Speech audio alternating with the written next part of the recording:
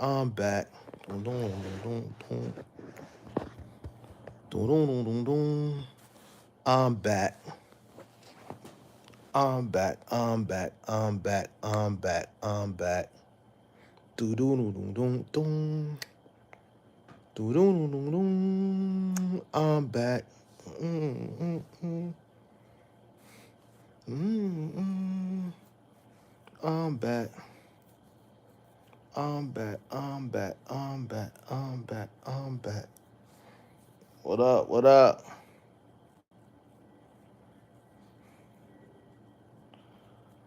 What up? What up? What up? What up? Come on in. Come on in. What's the deal? Make sure you hit that like button. What up? What up? I promise the next time y'all see me, I'm gonna be back in the studio. I'm on some lazy shit this week, man. Fast is over with. Um, I'm just too. I just don't feel like going into the studio. So fast is over with. Man, I feel like I got a whole new body. Man, I feel like I got a whole new body, man. I said I'd never do that again, but if I ever feel sluggish and feel like I need a reset, I might have to do it again. Uh, my workout in the gym, man, I felt like I was the Incredible Hulk. I'm like, damn, that shit was just explosive.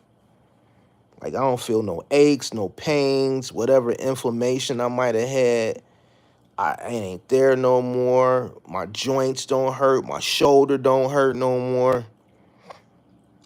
Man, that shit was, man, I literally feel like I got new everything. New limbs, new organs, new everything. So, man, I would suggest anybody to do a 72-hour water fast. Just water for 72 hours. And I guarantee you gonna come out feeling like $1,000,000. Like you gonna be flatter, whatever fat you had, you gonna lose it. You're just gonna feel better, man. Uh, Fasting is greater the longer you go. Your body doesn't focus on digesting food. Yeah, 3 days was enough for me. I ain't you know, I'm a pretty healthy person. I just wanted to see if I can do it. But now that I did it, the benefits that I see from it is amazing, man. Amazing, amazing benefits. Um, uh, but now I'm just so accustomed to just not doing anything. Because when you do that, you can't do anything. You can't, like, if you got a job, you can't go to work. You can't do nothing. You got to literally lay around the house and do nothing. Now I done got accustomed to laying around the house all week. That even now that I'm not fasting, I'm just still laying around because, man, this shit feel good. I don't think I just laid around this long in a long time, but um yeah, I just came on real quick. I wanted to talk real quick about topic tonight.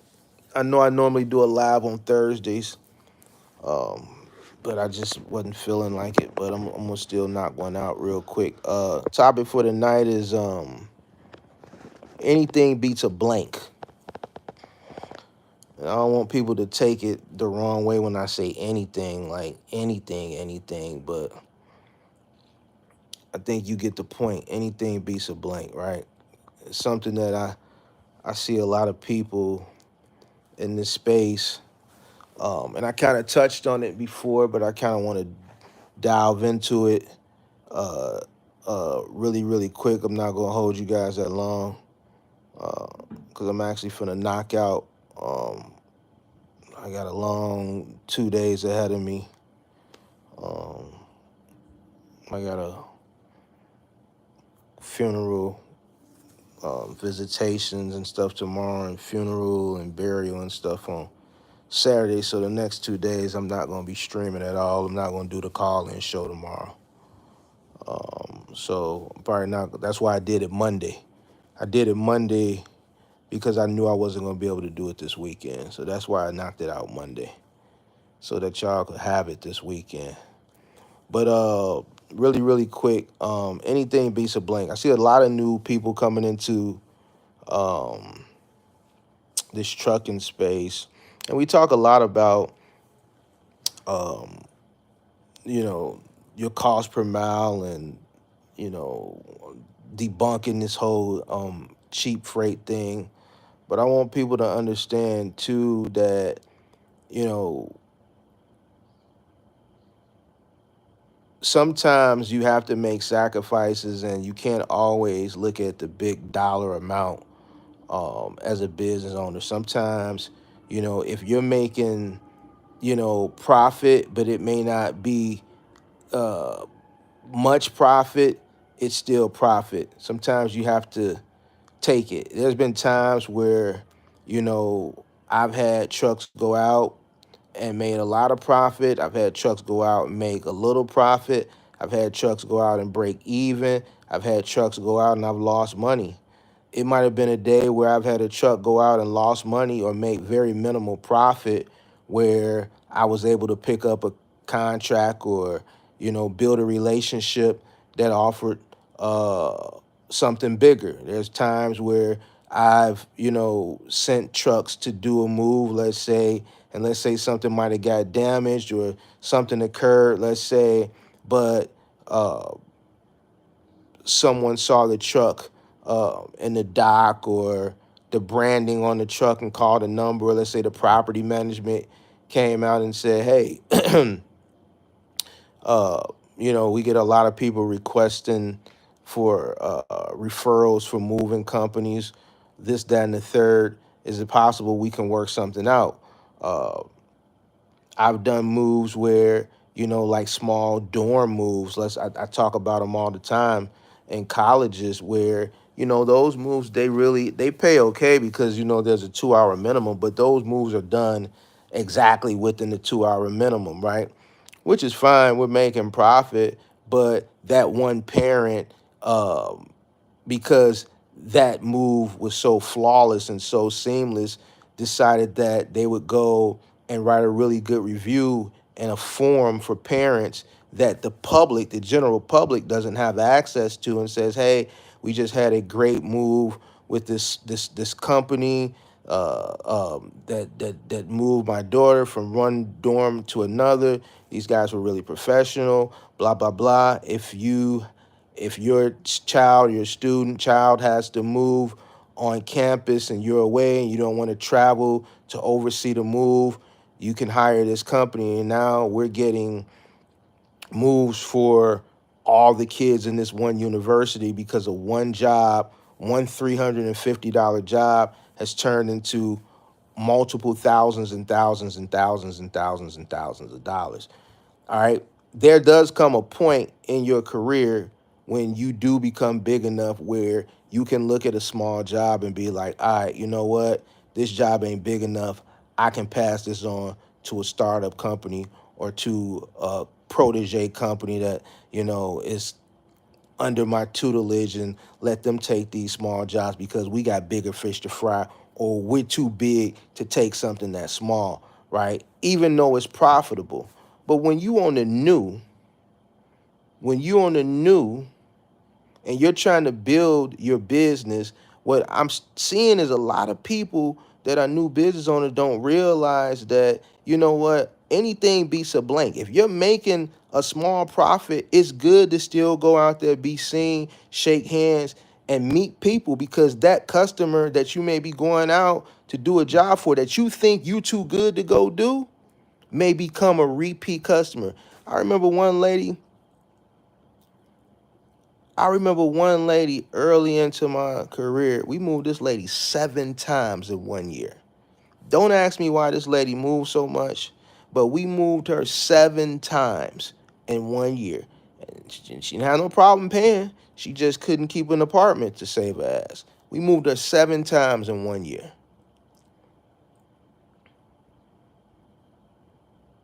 All right. So, you know, me personally,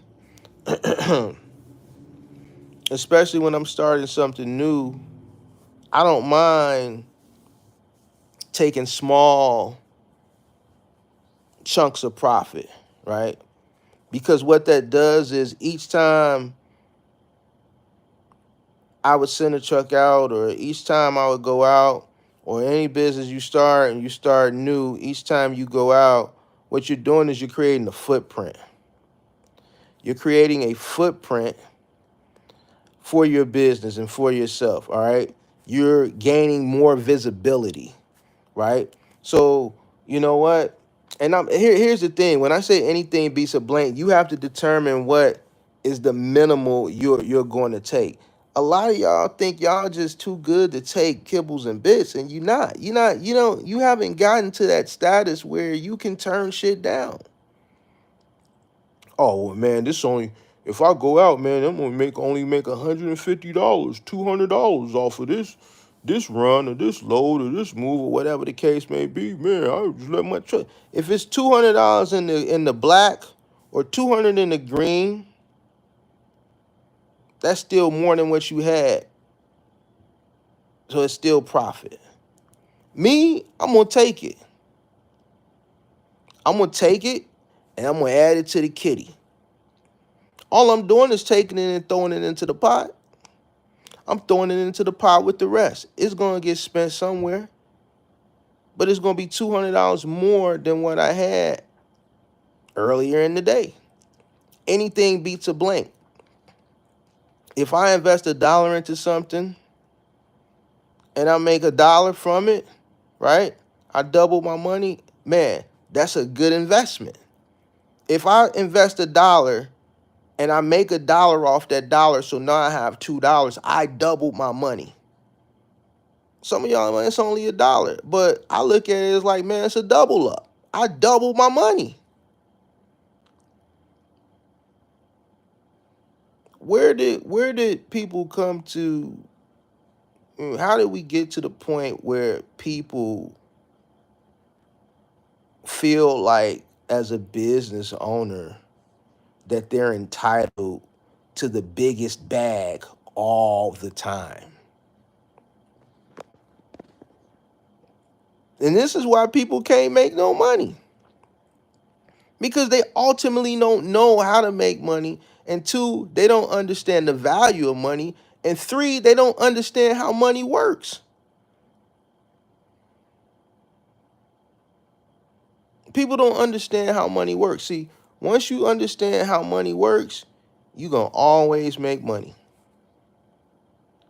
Me, I understand how money works.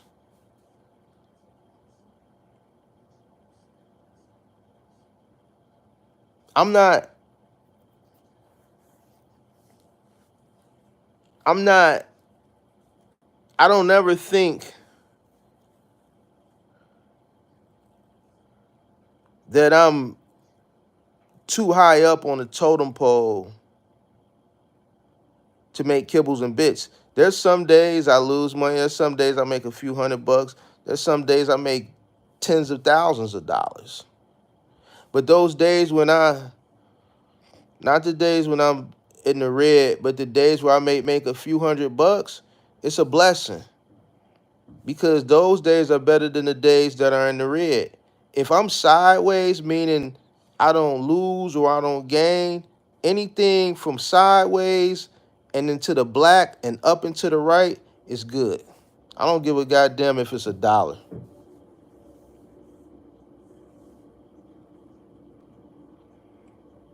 I don't give a damn if it's $1. All right, especially when you come from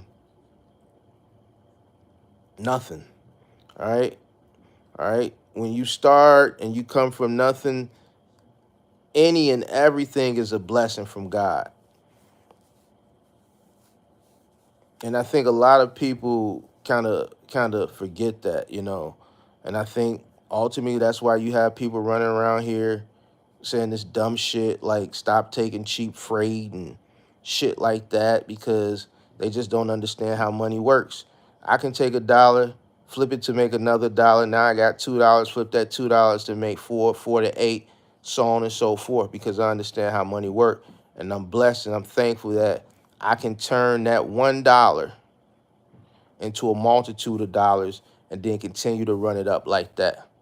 All right. When I was running Office Depot, my trucks was only grossing $300. All right. All right. We were taking 33% of that as a company. Now, some people would say, well, that's only $100, but I understand how volume works. All right. That's why I kept adding trucks to that account. Right.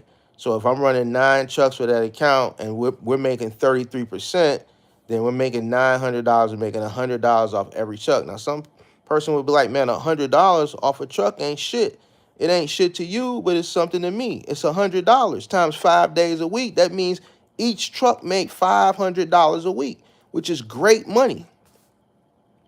Everybody want to go out here every single fucking day and hit a home run, and it just don't work like that. I wish every day I could hit a home run, but I can't. It's just not possible. It's no matter what you do, you're not going to hit a home run every day. You're going to win some days, you're going to lose some days. When you're a business person, you're a business owner, your objective, your main objective is just like I told a guy the other day, why do you want to start a business? He said, oh, I want to start a business because I want to be a good service provider. That's all, and that's fine and dandy, but that falls under the structure you running your business. You should want to provide good service anyway. Your main objective of starting a business is to make money. Nobody starts a business to provide. I mean, you're going to provide good service, right? But your main objective is to make money, especially if you're leaving a job. If you're leaving a stream of revenue to start a business, it should be for a stream of revenue.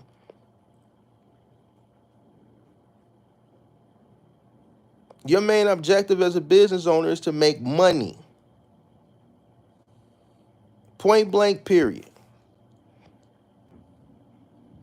But that money is going to fluctuate. It's going to fluctuate. It's not going to be the same every day.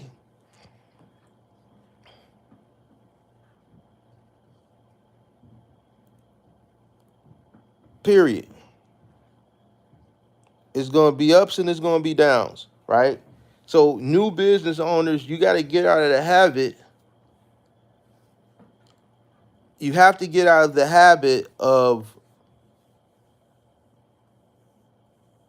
thinking that every single day you got to hit a home run. It's a lot of people, trucks parked right now, that could be making money, but they don't think it's an adequate amount of money to make because they're relying on this so-called home run that so-and-so told them that they have to hit every single day. And it's just not realistic. Just did a 36-hour day a few days ago. My thing is, it's 1:30 a.m. pickup tonight. Given I've been up since 6 a.m., total trip will take around 11 hours, but I get other routes with the local company around 7 a.m. You're going to work harder now than ever before. Competition is more fierce now. I know you guys hear me talk about back in my day, but the truth of the matter is back in my day ain't today. Competition is more fierce now. There's more competition to deal with, which means you're going to have to work harder. Some of y'all and some people feel like the amount of hours you have to put in to make said amount of dollars is not worth it. But this is what you signed up for. When you're a business owner in comparison to working a 9 to 5, at a 9 to 5, you work from 9 to 5. If you're on a salary, you agree to a salary for your time. All right. If you working 9 to 5 and you're hourly, you accepted a job based on what they offered you hourly. $15, $20, whatever. You work 8 hours, $20 an hour, you accept it. Okay. Here's the thing though. When you sign up to be a business owner, and I you know,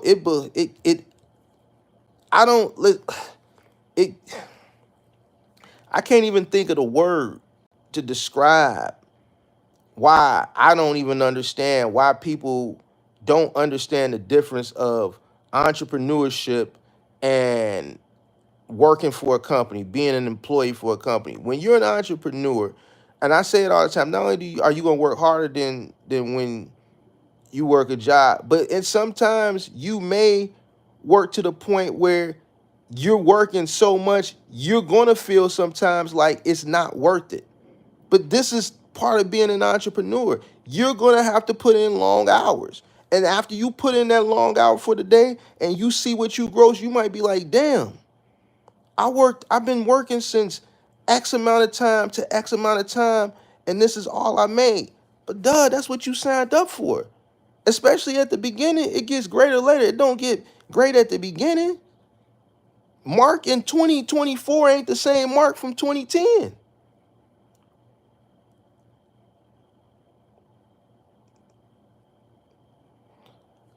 Axel said, damn, bro, you in bed a lot late. Hey, man, check this out. Just because y'all motherfuckers running around here and doing all this shit, don't knock me because I'm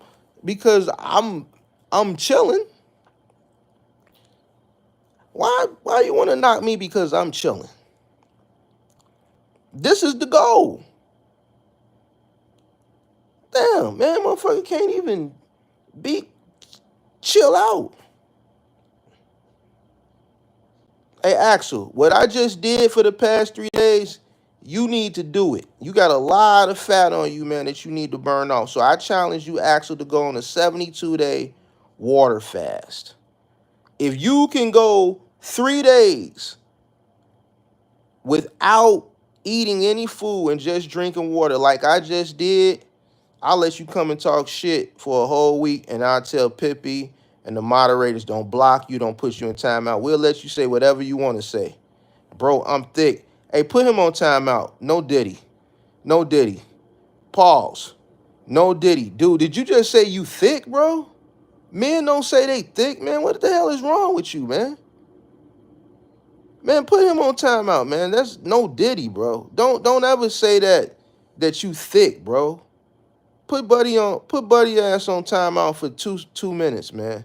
Until he realize that we don't say things like that in here, bro. The hell is wrong with you, bro? You thick. The hell? Well, you tweaking. But we'll put you on timeout for some shit like that.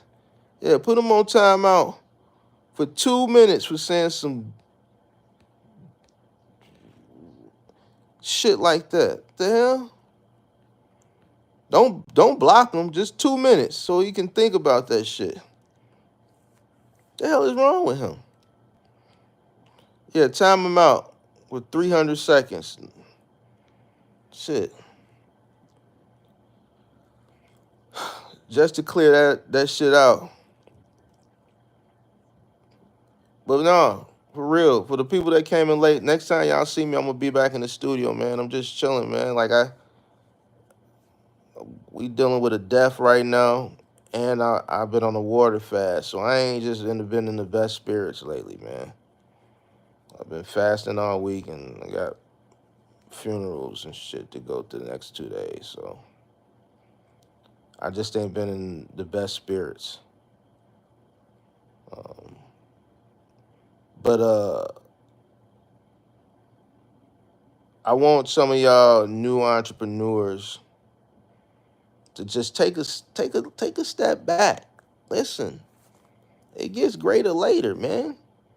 It ain't meant for everybody to be balling in their 20s and their 30s. All right? You can possibly ball in your 20s and your 30s, but you got to work to get there. That shit ain't going to come overnight. It took me about 4 years till I could say I was really balling. About 4 years. About 4 years, I could say. Right? Even though I had money prior to those 4 years, I was still building the company. Right? I would say about 4 years. Right? And then I wouldn't even consider that balling. You know? Because I wasn't at a point where I could buy back my time yet. You see what I'm saying? There was a time I remember I lost an account, not due to anything that I did or the company did, or the productivity. They lost it, so we lost it by default, right? So I had some crews that were down. I took a phone book account, right? Obviously, this doesn't exist anymore. Phone books don't exist anymore. So this just tells you how long I've been in business. But I took a phone book account, and that account paid like kibbles and bits. It's like pay like 10 to 15 cents a book. So, but I had to take that account, and pretty much all the gross that came from that account went straight to the cost. I didn't make anything. The company didn't keep anything. That was a sacrifice that was made just to keep people employed. I talked about this before. I had a contract with a Christmas tree company. The company that I was delivering Christmas trees to, we had been running for years with this company, and then the last final year, they were, I guess obviously out of capital because they didn't pay any of the contractors uh, across the country, and a lot of the customers didn't even get their trees that paid for them and didn't get a refund. It was like what you call in business a cash grab. They knew that they were on the way out. Instead of just doing the right thing, they just did that final cash grab, and that was it. So that contract was $11,000, right, for 1 week's worth of work. And guess what? The cost that was associated with running that contract, I had to cough that up, right? Because obviously they didn't pay. So the labor and the fuel for running those 3 trucks to deliver those trees, which was about 4 grand, a little over 4 grand from what I remember. Um, I ended up having to pay that, and obviously this is right before Christmas, so this was a huge loss. And then the rest was profit. The margins on that contract were really, really, really, really good, but they never paid me. And that 4 grand that it cost, I had to pay that out of pocket, and it was a loss. That's just business, um, and you guys got to understand that. Like, you're gonna take L's, you're gonna get wins, and there's going to be times where you run things that are profitable, but they may not be as profitable as you want them to be. So I don't want people to think that they're too big to accept certain jobs. You may accept a job which you may be on the profit margin side. You're profitable, but it may be a small profit, and you're on the fence of whether you want to take it or not. But you may be building a good relationship with that with that shipper, let's say, or that customer, and then they may come back and offer you something, another job or another task at a better rate. The whole point of starting a business, especially in the preliminary stages of starting a business and building a business, is building relationships.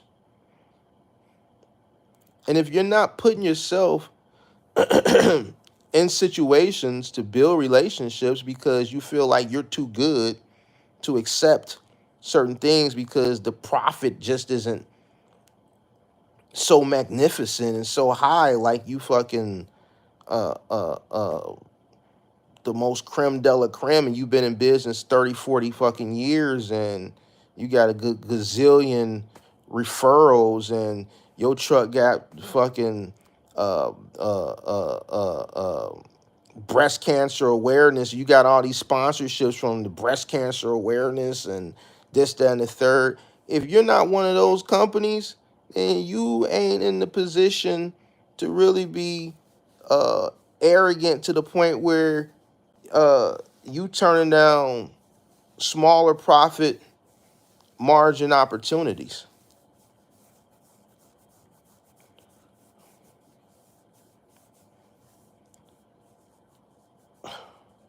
I'm definitely being tested right now in business for sure. You're always going to be tested in business. Being tested in business, it starts from day one and it doesn't stop. I just had that happen with a Bob Mills contract. Would have been, I ain't saying, my sincere condolences. Appreciate it. Just lost one of my homies at 5 a.m. this morning. Condolences to SD Walk.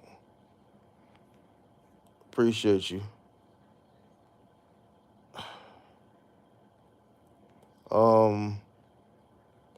Traffic illegal immigrants in that box truck for $3K a person. Hey, is tactical serious, or is that something we want to moderators? How y'all want to handle that?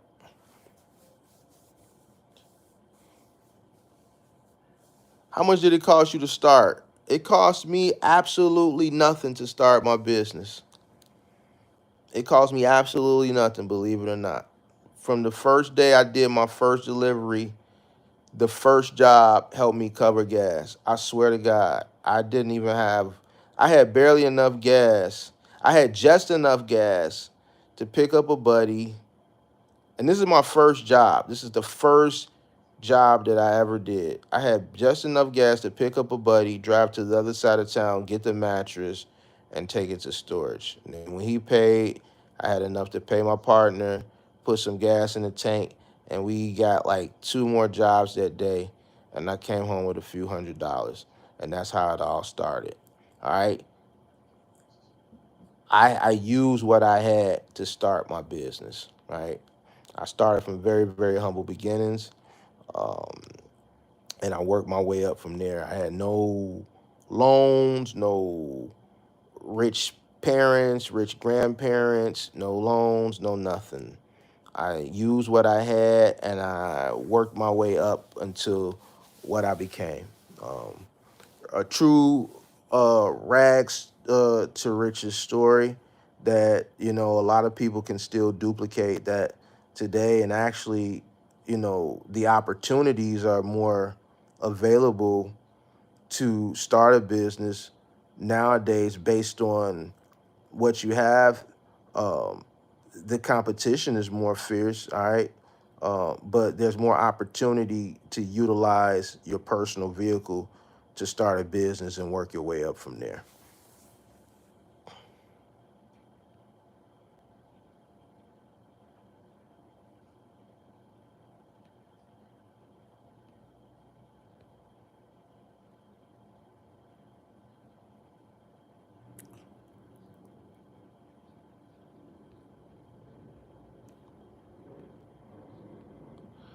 Um, let's see. I'm definitely being tested. I just had that happen with a Bob's Meal contract. Well, appreciate it. Great polo. Did Axel come back yet, or is he still timed out? Hey, Axel, I know you watching. Don't come in here saying no suspect ass shit, bro. That shit is suspect, bro.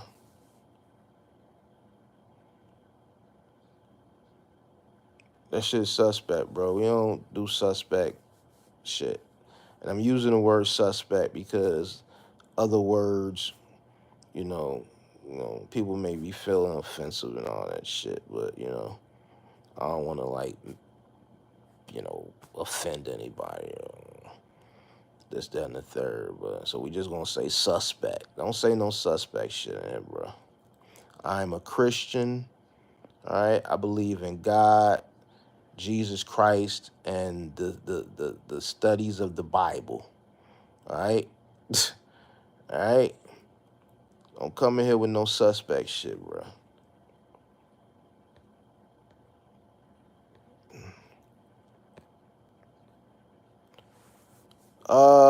Thank you for answering. No problem, bro. What state, city always have trash rates in your opinion? Man, don't no city or no state got no trash rate. I don't believe in trash rates. I don't believe in trash rates. You know, I think trash rates are a myth. I think trash rates are things that is a term that has been created by uh, uh, creators and influencers who don't know what the hell they talking about. I mean, I've challenged them all, man. I'm willing to debate them all. I mean, that is no such thing, bro. I don't believe in it. I believe in free market enterprise, and I believe that rates are rates, and if you can't compete, then get out the way. If you feel like a rate is trash, then you can't compete, and your cost per mile and your operational costs are too high. I mean, I use this example all the time. If you're going to start a big box retailer, then you got to understand you got to compete against Walmart. If you can't get your prices down to compete against Walmart, then get out the way. It is what it is. It's business. Ain't no such thing as trash rates. Period. There's no such thing, bro. If anybody that says rates are trash, I know that they started their trucking business in 2020, 2021, 2022, 2023, 2024. Somewhere within 2020 and 2024. 2020, 21, 22, 23, 24.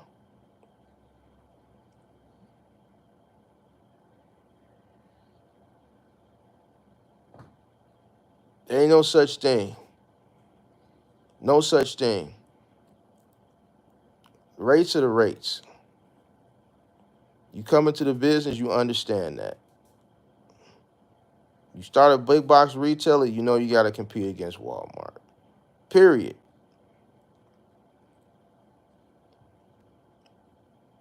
Look at the rates as Walmart, and you are coming in to compete. All right. So how are you going to beat Walmart? How can you beat Walmart? You got to lower your cost.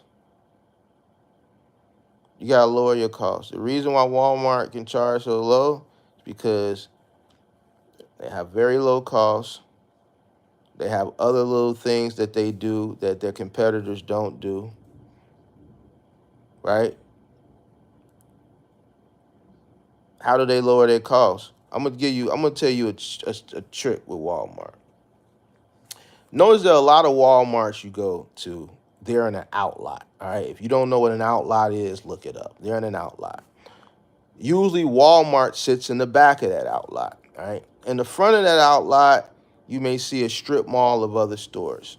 Right. When Walmart decides to build a new store, they go find a big empty patch of land and then they build on it. They make sure they put their store in the back. They don't need to put their store in the front. Why? Because they're Walmart.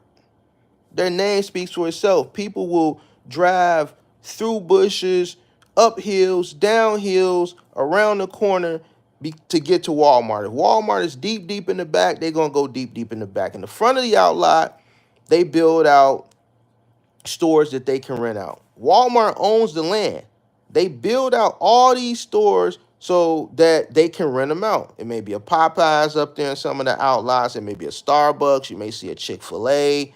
You may see a nail place, a Rawls, blah, blah, blah, so on and so forth. Walmart owns this whole space, right? So not only are they making money from their store, but they're also charging the other stores on the outlot for the land that they own rent. They charge for shelf space. They own their own trucks. It's a lot of things that Walmart does to keep their costs low in comparison to their competitors. One of their largest competitors is Target. Logistically, Target can't fuck with Walmart. It can't. Target is so far behind Walmart, it's pathetic. Their numbers are so far apart, it's ridiculous. Target focuses on a clean shopping experience. I know, I used to work at Target way, way back in the day, over 20-something years ago. I was a manager there. The money that Target spends buffing the floors, every night they buff the floors.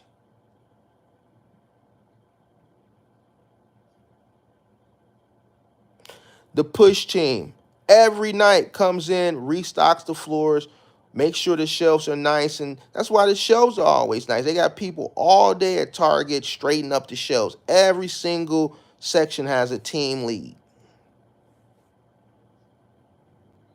Walmart spends all day pushing freight to the front. Sometimes you got to climb up 2 shelves to get to the top shelf to get whatever it is on the top shelf that's way in the back so you can reach back there. You got to climb up 2 shelves to get to the back because they not spending the money like Target is, having people walk around pulling shit to the front so it can be at the edge of the damn shelf so that the consumers can get to it. Nah, people in Walmart got they people too busy steady pushing freight to the floor all day long. Why? Because Walmart is selling volume. Walmart's focus is on volume.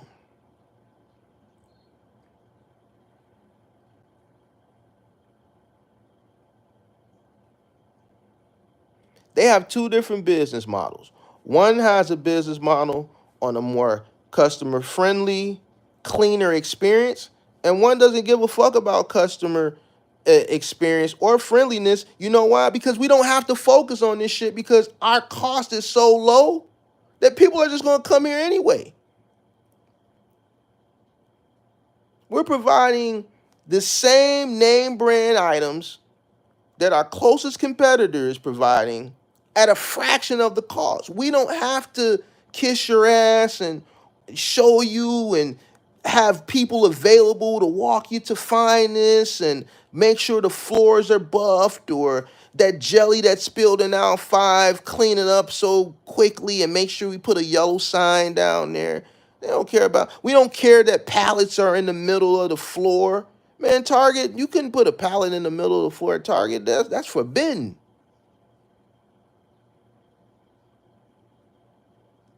That's forbidden.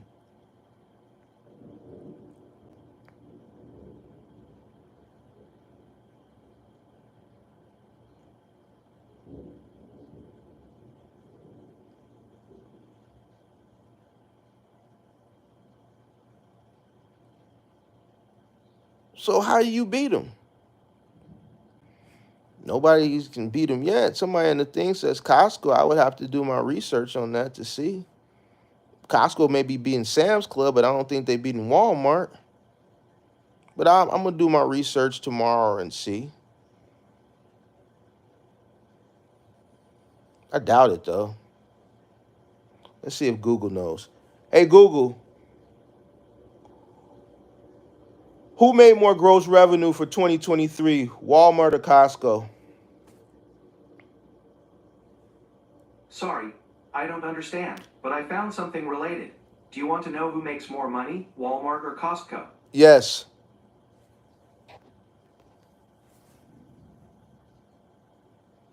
Yes. Sorry, I didn't understand. Yes.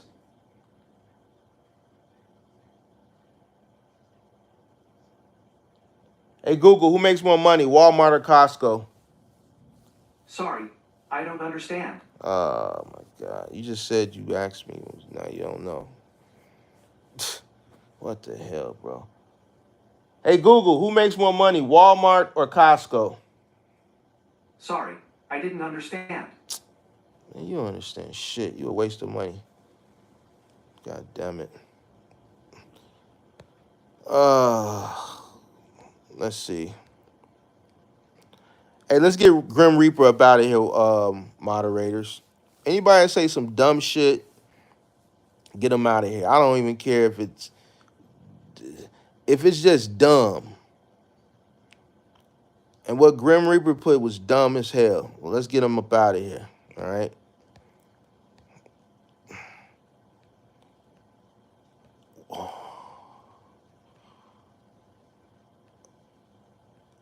Don't say no dumb shit. Shout out to Rich Jew. Ain't tolerating no dumb shit.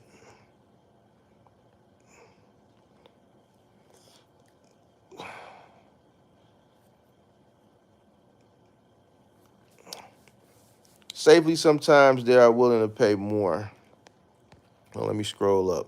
And when a broker or customer calls, I like to always give them a fair rate. However, they didn't call a large business for the best rate. They called me because they know I can deliver. Safely, sometimes they're willing to pay more, which honestly is the only reason small.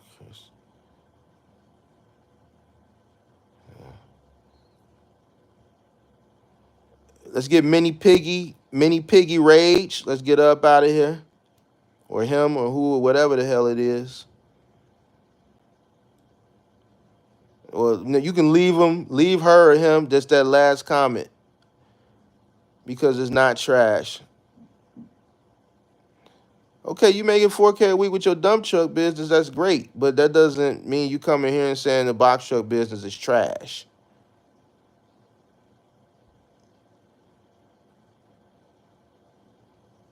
You know? Because then I could hit you right back and say I make 4 or 5 times that 4K you make in your dump truck doing nothing. All right. So I could say your dump truck business is trash.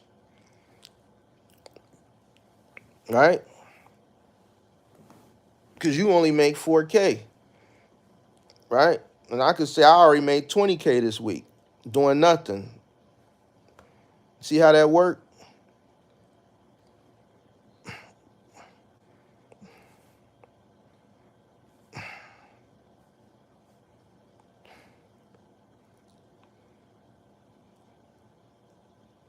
But there's a difference. You have one. You have one what? What are you saying? What do you have? Well, have me tweak with you real quick before I go to bed. No man, you making 20K doing nothing. Oh well, you definitely don't know me then. Put your money where your mouth is. I'll show you one account that'll just make you fucking vomit in your fucking mouth.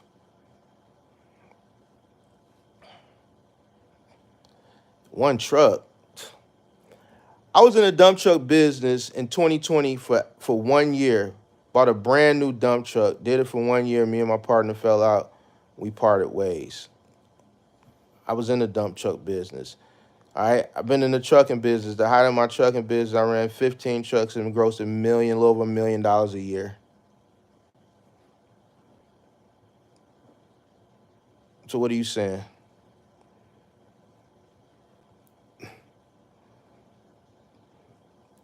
I've done live streams and showed uh,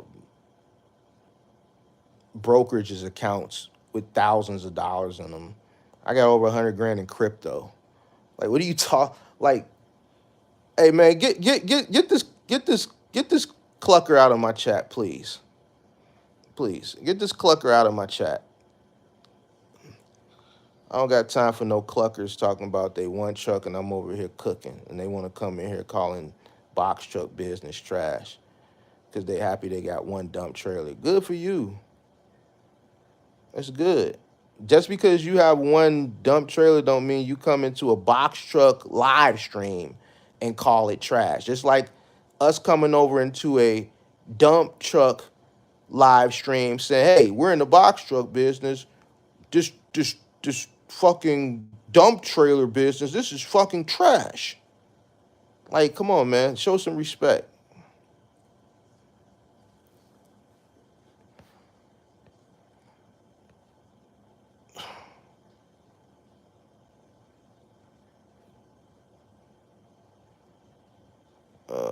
Let me see.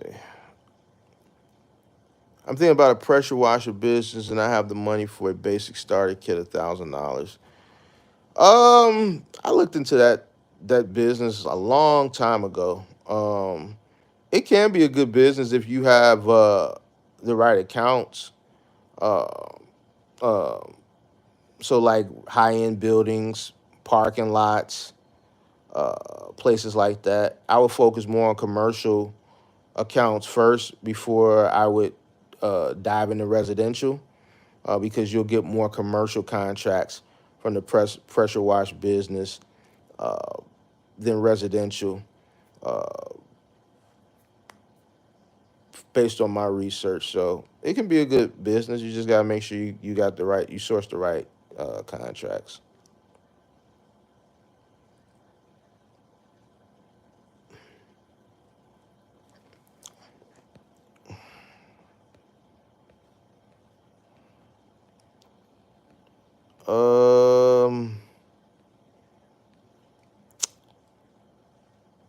Let me see here. Which one is the only reason small? All right.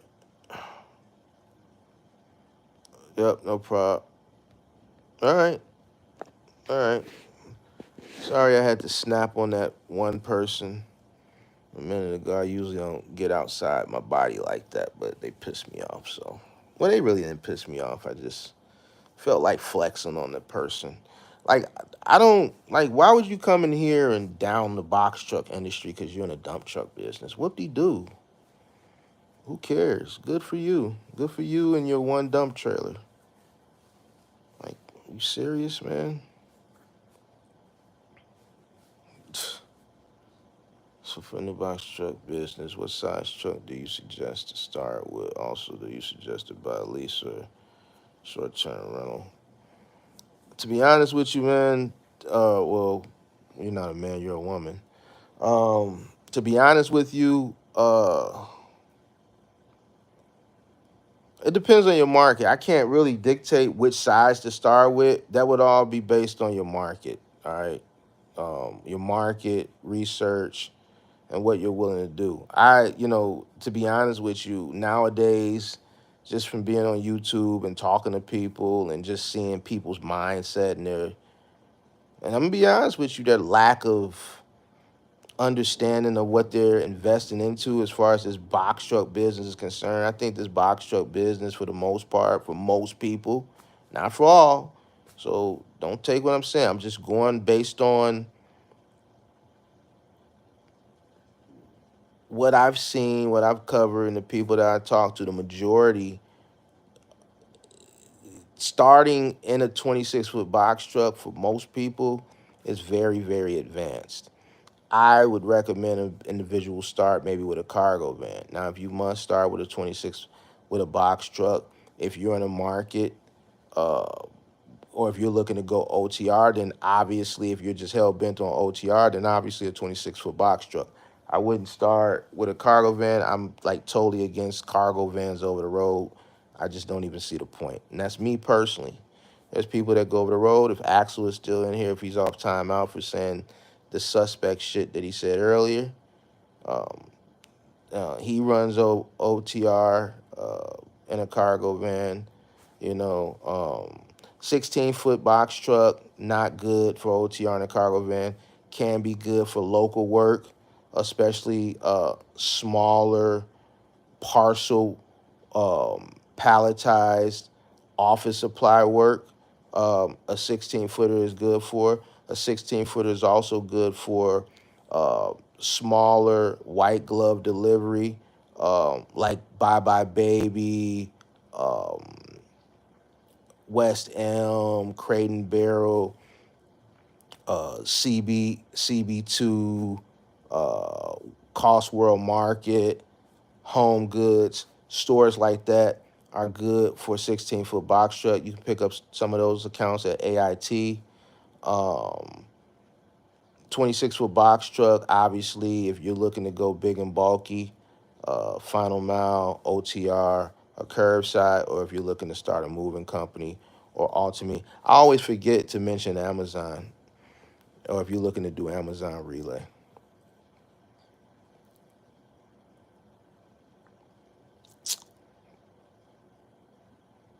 I thought residential would be easy to get face to face, but I'm sure it would be more consistent via contact with business. I think that dump trucker was jealous because they couldn't afford a box truck, just a trailer. You're gonna get people that come in, some people that troll, some people that just are stupid. You know what I mean? It happens. So sometimes I don't tweak with them. I just say moderators get rid of them. Sometimes I tweak with them. It all depends. Um, people that come to the channel. Here's the thing: you got people that find the channel late that may be disgruntled because they got in, let's say, during the pandemic and they had a bad experience with, let's say, a content creator or an influencer. So they just think all the influencers are the same, right? So that they come in with this sour taste in their mouth instead of sitting back, chilling for a second, listening, watching, maybe reviewing some other content before they, make a final decision on how they're gonna you know, proceed in the chat with said content creator, and they just come in and they just get to running off at the mouth on some dumb shit. Um, I think that's probably what the issue is some of the times, and then other times you just get random trolls. That sounds like a person that might have experimented with the box truck business and then transitioned in. That's why they said it was trash. Or it could be a person that's just used to seeing the sentiment of people saying it's trash on the internet all the time. That's why I'm here always to dispel that whole myth that it's trash, you know. So it could be a plethora of different things, but you know, sometimes you just ignore it. Sometimes you tweak with them.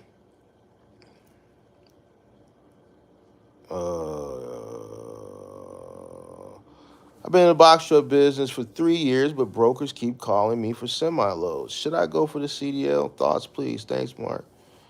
Listen, the semi truck is at the top of the hierarchy for trucking. So, if that's something that you want to do, then by all means go and do it. But before you do it, I need you to weigh your pros and your cons of going and do that as an owner operator versus a company driver versus a box truck owner operator. You need to weigh in the pros and the cons of all three. Currently, a box truck owner operator, you need to weigh it against being an owner operator in a semi truck versus being a company driver in a semi truck.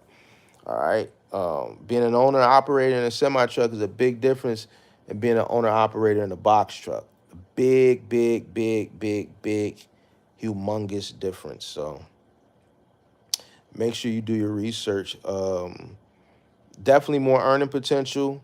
I think, to be honest with you, man, and I'm gonna be honest with you. In some situations, depending on where you land, depending on your market, in some situations, you may be more profitable. You may make more money as a company driver in a semi truck than a box truck owner operator. You'll definitely make more as an owner operator, right? In a semi truck versus a box truck. But then again comes all the cons of being an owner operator, especially in this current market. A lot of semi truck owner operators are up shit's creek right now, especially when it comes to maintenance. All right, parts are higher, labor is higher, right? So you have to keep all that in mind. Your cost to operate is higher in comparison to, years prior to the pandemic. So you have to keep that in mind. My advice would be to weigh all three of those before you jump into it. Do I have any brokerage experience? Nope, never been a broker.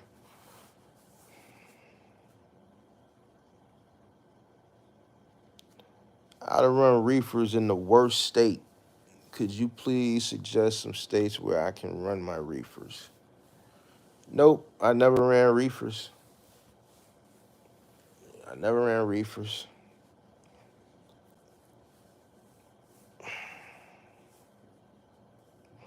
Best tool set to get, honestly, build your own tool set.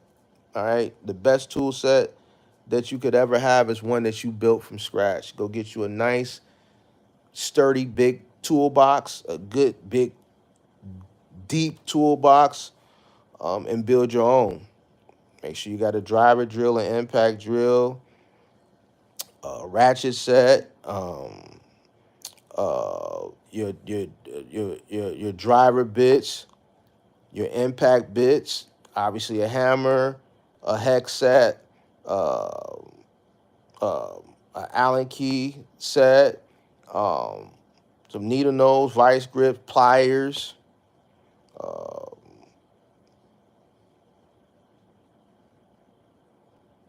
and so on and so forth. Sky's the limit. Build your own tool set. Build your own. I mean, you can go into Walmart or Home Depot and get one of those 180-piece sets, but nothing beats a tool set like one that you build from scratch.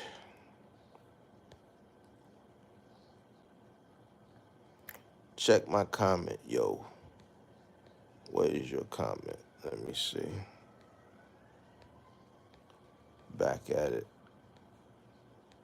Hey, I'm scrolling. I don't see nothing.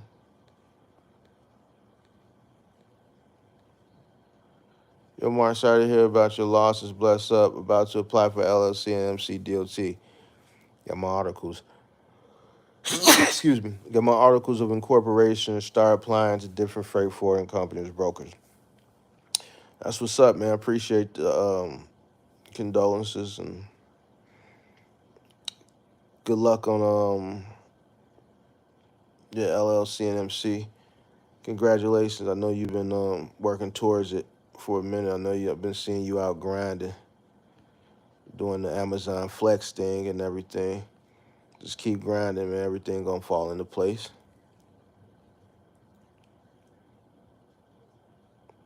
Salvador Mendoza must don't watch the channel. Salvador Mendoza, I am a retired individual. You're looking into the Sprinter van business. I think it's a good business depending on what lane you decide to choose to go in with that Sprinter van.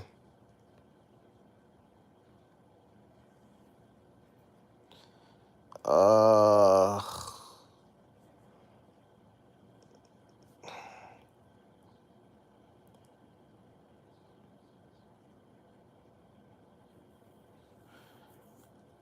Never did own mechanical work. Always have taken trucks to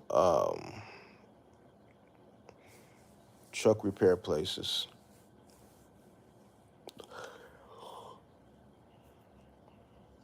Never did our own work in house.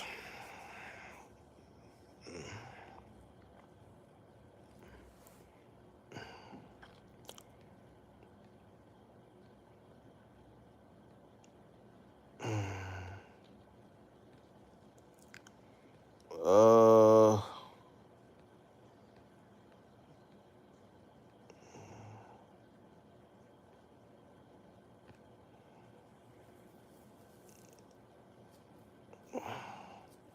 any more questions? What happened to 24K Roses messages? 24K Roses. You don't feel confident in what you typed in the chat and you deleted it. This ain't the call-in show. We ain't gonna hold you too accountable. We can't hold you accountable when we laying down in bed. I gotta be sitting up to do that.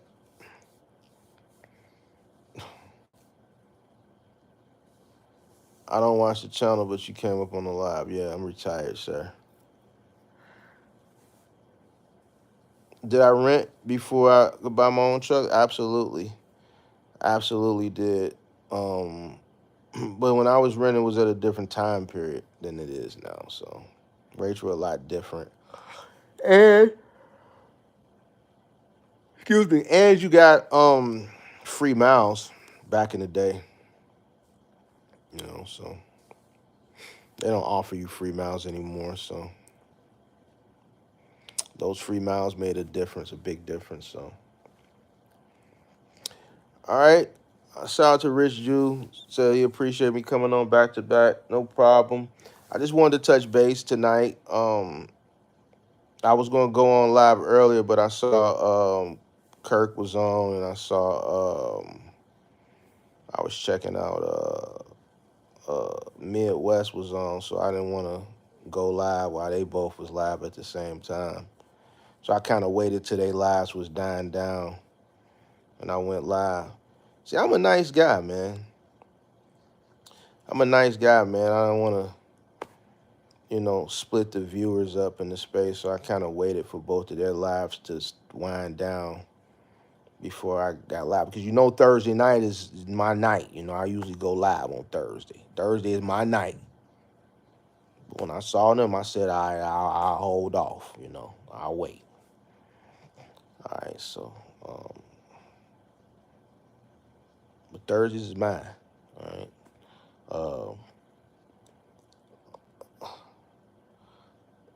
What is it like to be retired?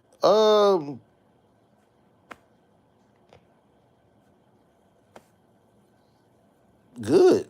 shit. Some people would think it's boring, but boring is good. I mean, I don't get bored. I go to the gym. I cook every now and again. I'll sneak out of town for like 2 or 3 days. Like I'm thinking about sneaking out of town next weekend. Um, I uh, I hang out, on weekends. Like Sundays, I go to like little day parties and shit like that. And during the day, I'll do like look at my investments and shit like that. And I'll do my live streams a few times of the week, and you know, do my investment live streams a couple times of the week, and these live streams, and that's it. Pretty good to me.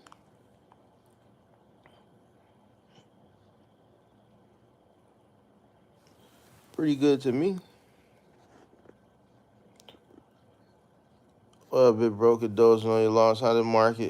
How did you market yourself in junk hauling business? Use this app that's no longer in Angie's List. Kind of acquired it. It was Home Advisor. It was an app called Home Advisor. It was very expensive lead generating service, right? They sucked actually. A lot of the leads was just bogus. They were sucked. Like they were way more expensive than Thumbtack. But I got more leads from them, even though they sucked. I still got more leads from them than I did on Thumbtack for junk removal. Um, um, and I marketed it that way. Um, I also obviously built a website, um, and I ran, excuse me, I ran Google AdSense for the junk removal business.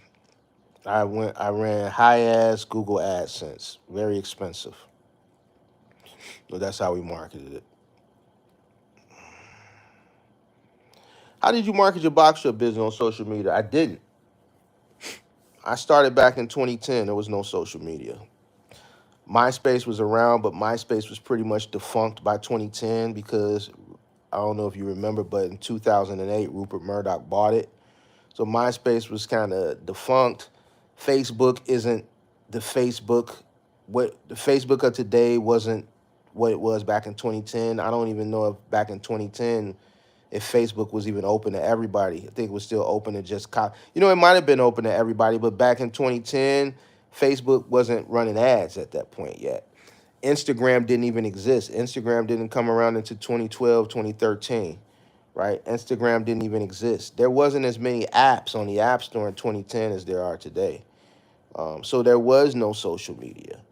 Um, the way I started advertising was on Craigslist. Craigslist was the go-to back in the day, and Craigslist is not something I would recommend today because it's very, very sketchy today. It was kind of sketchy back then, but it was the only kind of go-to classified. So people were really on there looking for service providers, and the service providers that were posting on there were really looking for consumers. Now it can kind of be kind of scammy. Um, so so that's how I marketed myself. Then Yelp came around. I didn't know about it, but someone wrote a review, and I started getting calls from people saying, "Hey, we saw you on Yelp. We read your reviews on Yelp." So early on, I was an early Yelp person. So I would pay for.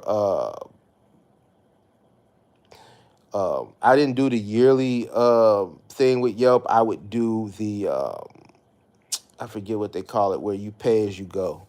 Um, I did that in Craigslist. So those were the two ways that I promoted myself in the early days, and it didn't take long for word of mouth to spread. And then a lot of the customers that we were moving were repeat customers. Like people move every summer, so every year that we would just be moving the same people. So about 40 to 50% of the business was repeat customers. So back in the day, it was Craigslist and Yelp.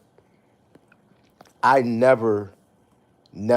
By the time social media came around, I was already up and running, so I didn't even have to use uh, uh, social media by the time it came around. Shout out to Big Zo. Long time no see. Did you have to be licensed insured to market yourself? Nope, absolutely not. Started under the table like many other companies do. So no, absolutely not.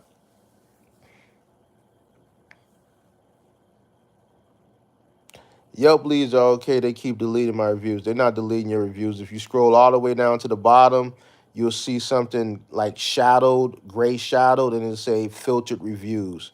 And it'll have a number. And that number is the amount of reviews that are filtered. What Yelp does is they'll filter a lot of your reviews that are coming from people that they feel like aren't qualified to leave a valid review, or it might be that person's first review. So if a person signs up to Yelp to leave a review and they leave their first review, Yelp will filter it. All right. So you'll see more as your Yelp reviews, as you get more and more Yelp reviews, you'll start to see you'll have more filtered reviews than you have reviews that are actually stick. So Big Zo, if you scroll all the way down to the bottom of your Yelp reviews, you'll see like it'll be like grayed out, like a shadow grayed out, and it'll say 5 filter reviews or 10 filter reviews, and that's where all those reviews are at. They didn't delete them. You lost your contract with Staples, by the way. All right, well, I don't want to talk about it tonight. My phone is finna die in about 6 more percentage, so I need to put it on the charger. But the next call and show, man, I expect to hear from you, man. I want to know why you lost your Staples account, man. The last few times I talked to you, Big Zo, man, you're not the Big Zo of last year, man. You've been upsetting Big Mark, man. You were one of my proteges that I bragged about, and you've been upsetting me, Big Zo. So I hope you didn't, man. Big Zo, we're gonna have to have a conversation, man. It might be time for you to get back in the circle, man. Big Zo, you've been in the circle more than I've heard good things, man. What's going on with you, Big Zo? The money done got to you, Big Zo? Did the money get to you? You tweaking out here, man? Do I think Google Ads is okay? Also, how would I figure out something similar to CPM but in a junk hauling business? Do I think Google Ads is okay? I think Google Ads are okay, but they're very expensive depending on the type of business you're looking to get into. All right, moving Google Ads is very, very, very expensive. Very, very, very expensive. When I was doing it with the junk hauling wasn't as expensive as moving. But moving leads, I've paid 30, 30, 35, $40 for moving leads before. All right. So basically, the impressions are one thing, but if a person sees that impression and then they click on it and then they use, let's say, one of the uh, um, selling points where they can click the call thing or the email thing, they feel like that's a direct target hit, and then that's how they charge you. And they'll charge you depending on your market and what the bids are for moving leads in your market. Man, I paid $30, $35. The impressions is one thing, but if they click that ad and it lands on your website or they click the call button, that's when they hit you. And that's when it gets expensive.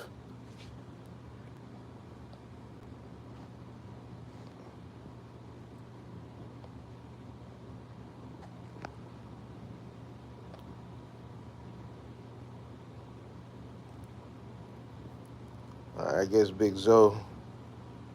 All right. All right.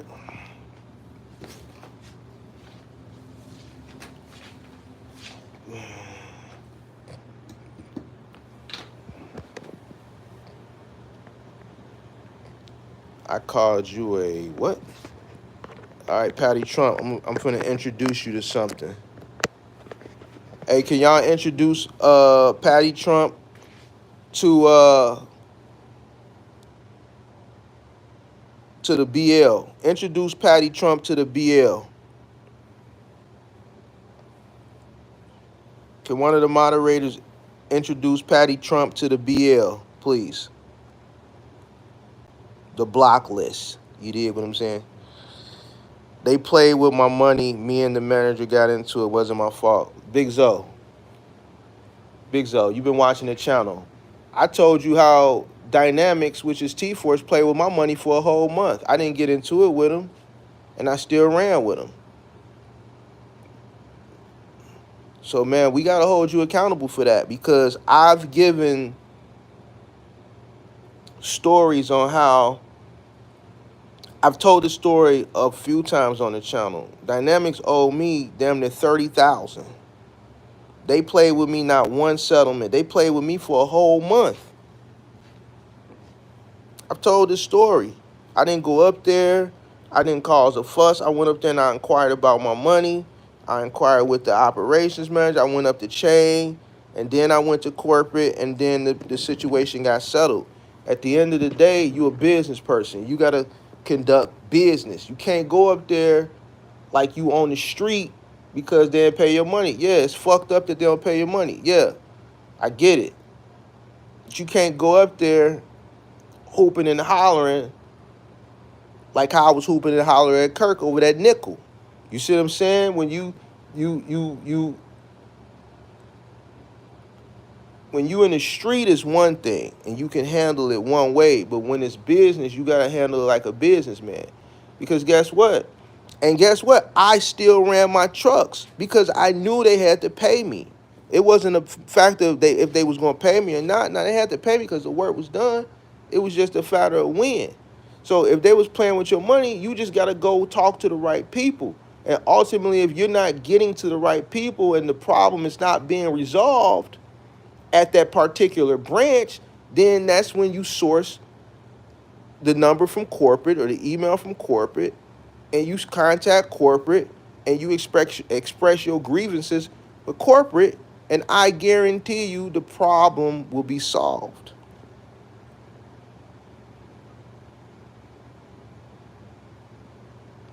All right? So they play with your money. You don't get into it with nobody. When that person played with my money, Eric Field, that was his name, Eric Field. I didn't go up there. I didn't cuss his punk ass out. I didn't go up there and threaten him. I didn't do none of that shit. He was already scared of me anyway. You see what I'm saying? I went over his head. When the over his head person didn't do what he was supposed to do, I went over the whole branch's head. All right? And eventually the problem got resolved. We continued to run. We continued to make that money. I'm not going to. And see, here's the thing. This is what I was talking about earlier. Like, they owe me 28,000. I can bitch, moan, and complain and get gangster over the 28 and get the 28. But after I get gangster and to get the 28, that means we're done there, right? We're done. That means there's no more money being made. Or I could look at the bigger picture. Yeah, they owe me 28. It's fucked up. They bogus. This is some Bodine shit. But I can bitch and I can get gangster and get the 28, or I can do it the professional way, get the 28, and still continue to make money. That contract was a piece of cake. I wasn't finna let that money go. That's why you have cash flow. This is why I always talk about cash flow. Guess what? That whole month when they didn't pay me, I still had to pay those crews. All right? I had to pay $8,000 each settlement. I spent $16,000 out of my pocket for payroll, plus whatever fuel it took to get that shit done. My margin on that was about $8,000 net, right?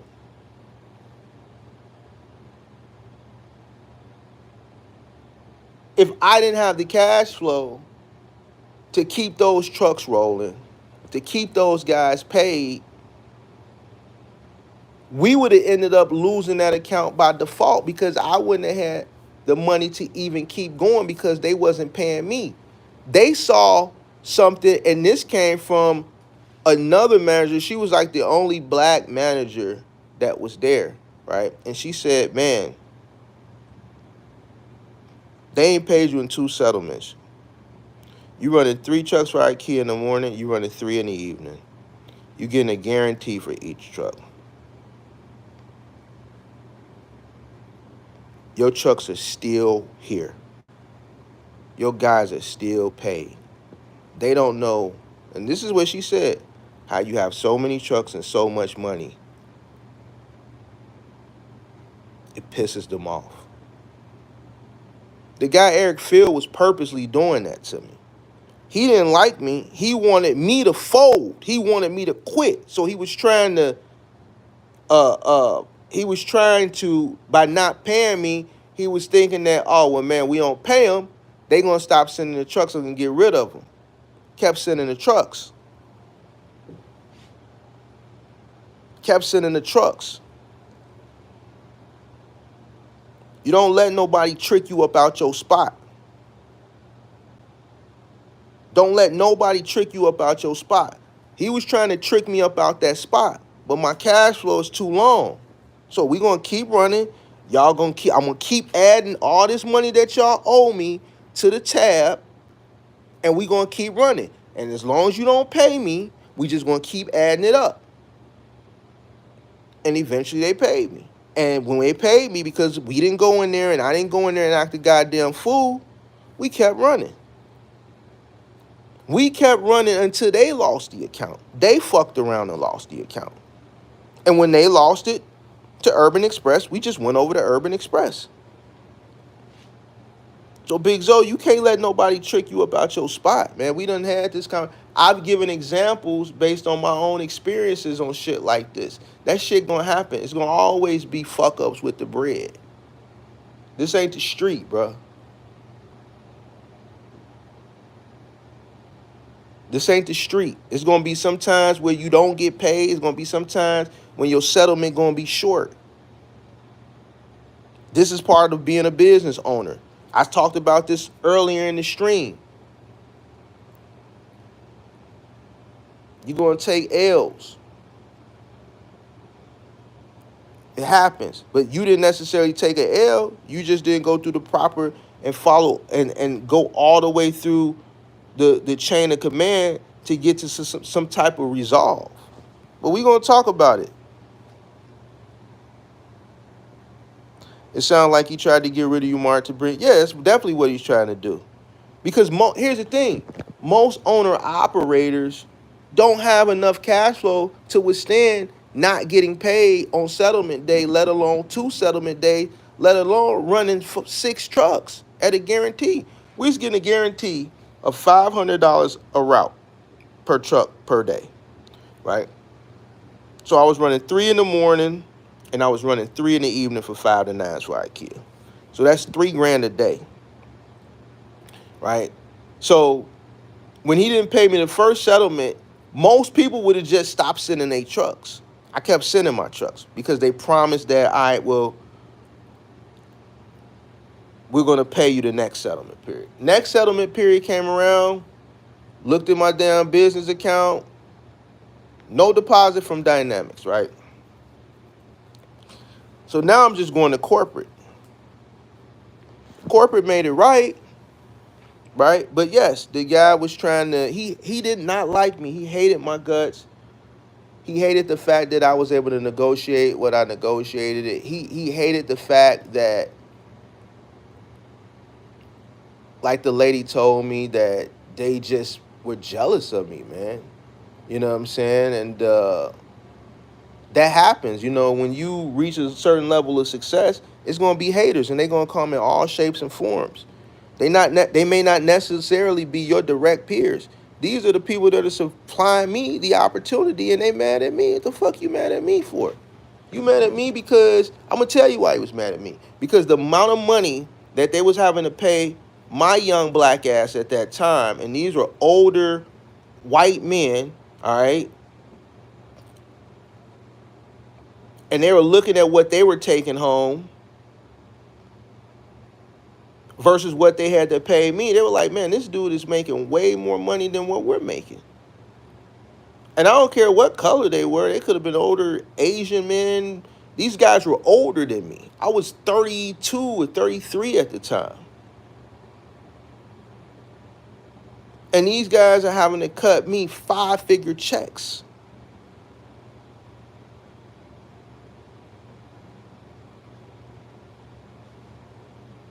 I came there to help y'all. I didn't come looking for y'all. Y'all came looking for me. But I didn't let them trick me up out my spot.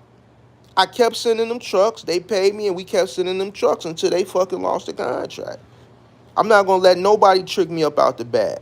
Nobody. Nobody. People will try to trick you up out your spot. Don't let nobody trick you up out your spot. Period.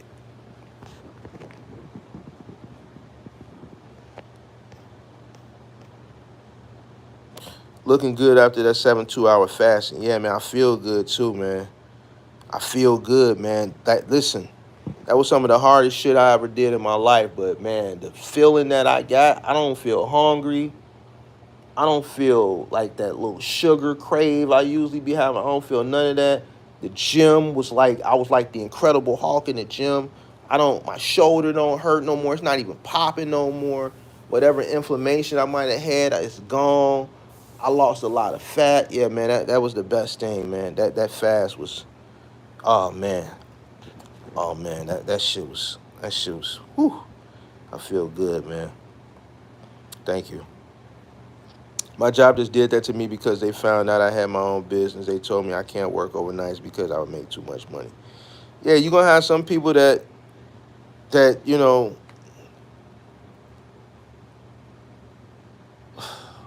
you're gonna have people that's gonna count your pockets, man. They don't want to see you get to a certain point, a certain type of bag. So, as starting a business owner, how long did you wait to start paying yourself?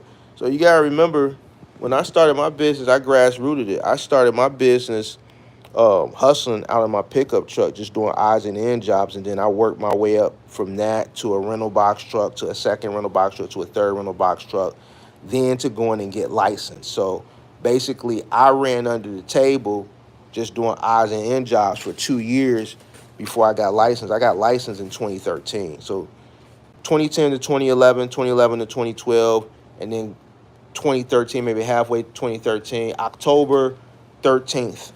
October 13th of 2013 is when I got licensed. October 8th, I'm sorry, of 2013 is when I got licensed. October 13th is when I actually bought my first truck. Um, so by the time I actually got licensed, I had already been operating for 2 years, just doing moves and things under the table. What made me go actually get the licenses was one, Dynamics had called me and offered me that opportunity. So I started a brand new company separate from the moving company which I had just got licensed earlier that year as well. So I wanted to start a whole separate company from the moving company that focused specifically on final mile delivery. So by the time I actually got licensed for both companies, I had already been, working. Business had been making money under the table. So I already had working capital. So, and it came from just grassrooting and bootstrapping. So when I actually did finally go ahead and get the license, I was able to start paying myself immediately. I was already paying myself before that, you know what I'm saying? So grassrooting and bootstrapping is the best way to go, man. Like, I know a lot of people want to go to try to get the loan and borrow money and all that, this, that, and the third, but everybody I know, myself included, that grassrooted and bootstrapped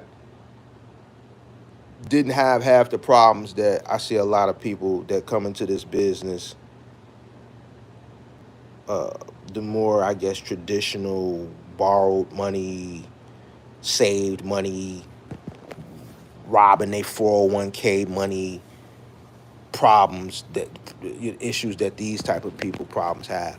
When you start with what you have, you don't have any initial costs really because you're utilizing what you have and you just going out there and putting yourself out there and the opportunities that are coming your way, you're able to profit majority of the money, right? And then you have a bigger purpose, so you're just stashing that money away.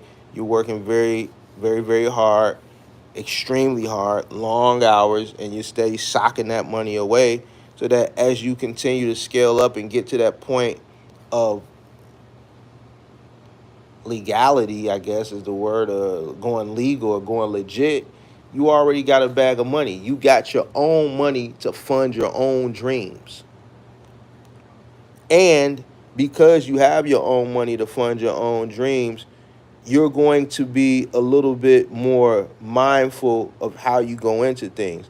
I think a big part of the failures that we're seeing and a lot of the uh, moaning and crying and complaining that we're seeing is a lot of people that get a lot of free money, especially like money that came across during the pandemic, that money that wasn't earned, and people by people not having to earn and work hard for that money, they just spent it frivolously and they invested into shit that they didn't understand. When you bust your ass, no diddy, for some money and you're gonna go out and invest it, you're gonna you're gonna be a little bit more diligent on how you spend it. You're going to cross every T and dot every I. You're just not gonna go, you know, spend it without doing research and not have a full understanding of what you invested into. So I'm dealing with the same thing right now at the shipyard as a contractor. Yeah, man. When you out here, working for people, you have people that want to hold you back. Even owning your own business, you're gonna have people that want to hold you back. So it's just a part of life, man. You just gotta learn how to deal with it, but you can't let nobody trick you up out your spot. Period. It's chess out here, man. And that guy, was playing chess, and I was playing chess too. I just beat him at it. You see what I'm saying? I beat him at it.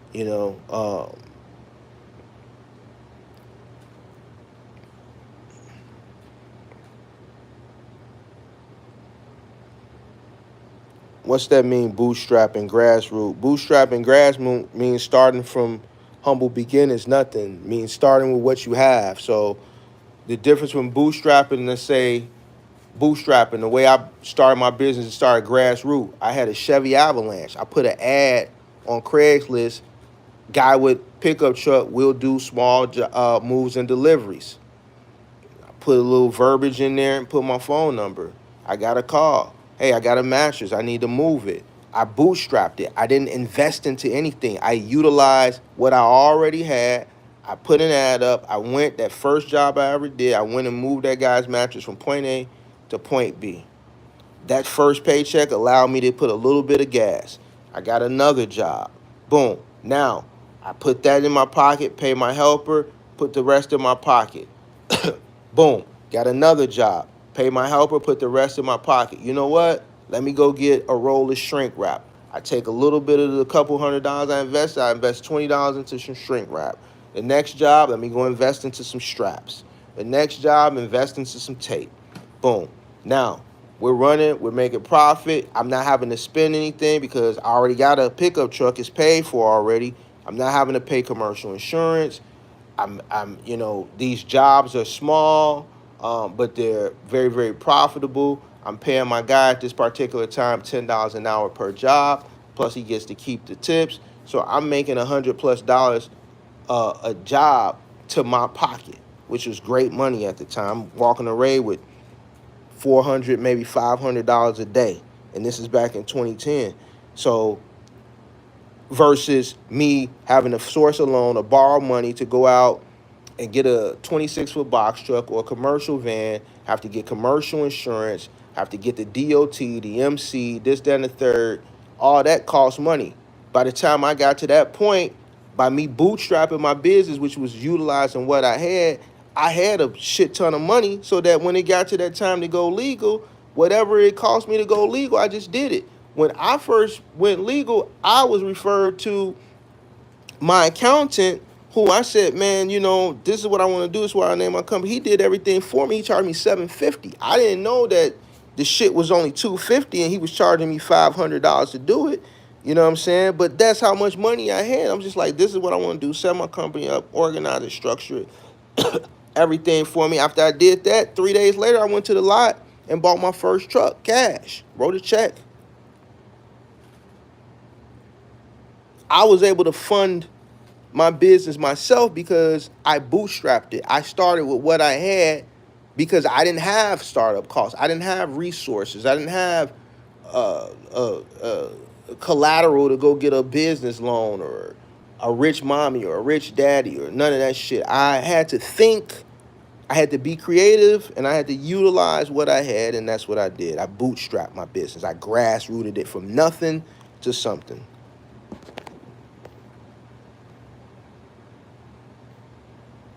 Don't eat too much right away or you get big stomach crash. Yeah, I didn't. I um I went and got some keto bread. I toasted it. I got some handmade guacamole.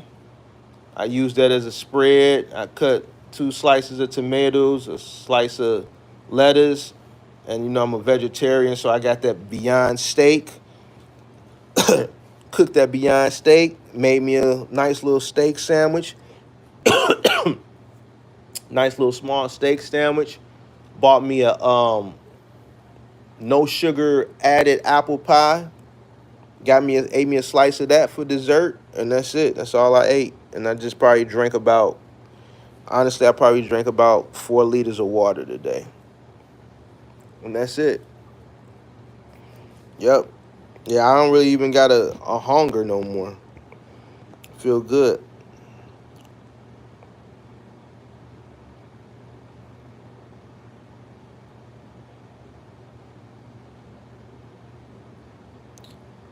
On the grassroots idea, would suggest working privately, working with companies like Thumbtack until I gain sufficient capital, cash flow at 26 for box short. Thank you for all your advice. Yeah, I think I'm gonna always suggest grassrooting over jumping out the window. I get a lot of people rather jump out the window because they want that instant gratification, what they think is instant gratification, which is not. But I would always recommend grassroots. Like, I swear to you, everyone that I know that has grassrooted a business has not gone through half of the shit that people that don't grassroot a business go through. They just don't. Also, with grassrooting a business, the education and the learning that you have to attain anyway, you're attaining it. You're attaining it for a minimal cost. If you come straight into the business, you borrow money from your rich uncle or your rich granddaddy, and you jump into the box truck business, you're paying for that learning curve. You're learning as you go, obviously, at a higher cost. When you grassroot a business and you're starting from nothing, you're learning the business for free. And you're not even learning for free. You're getting paid to learn it. And it doesn't cost you anything because the customers that are hiring you at that point, they not really tripping like the customers that you're working for when you legal and you running a 26-foot box truck. You're responsible for everything. The people that we was dealing with when I was grassrooting, they shit wasn't worth shit. That's why they was calling the guy on Craigslist. So that allowed me to mess up shit, scratch shit, nick shit, and not be held accountable for it because the shit wasn't worth shit anyway, because that's why those people were looking for people on Craigslist instead of looking for people on more traditional apps or places where they know they're going to spend an arm and a leg at. They looking for a cheaper alternative because they shit ain't worth shit and they ain't got no money no way. So it gave me the opportunity to learn and not be held accountable for my mistakes.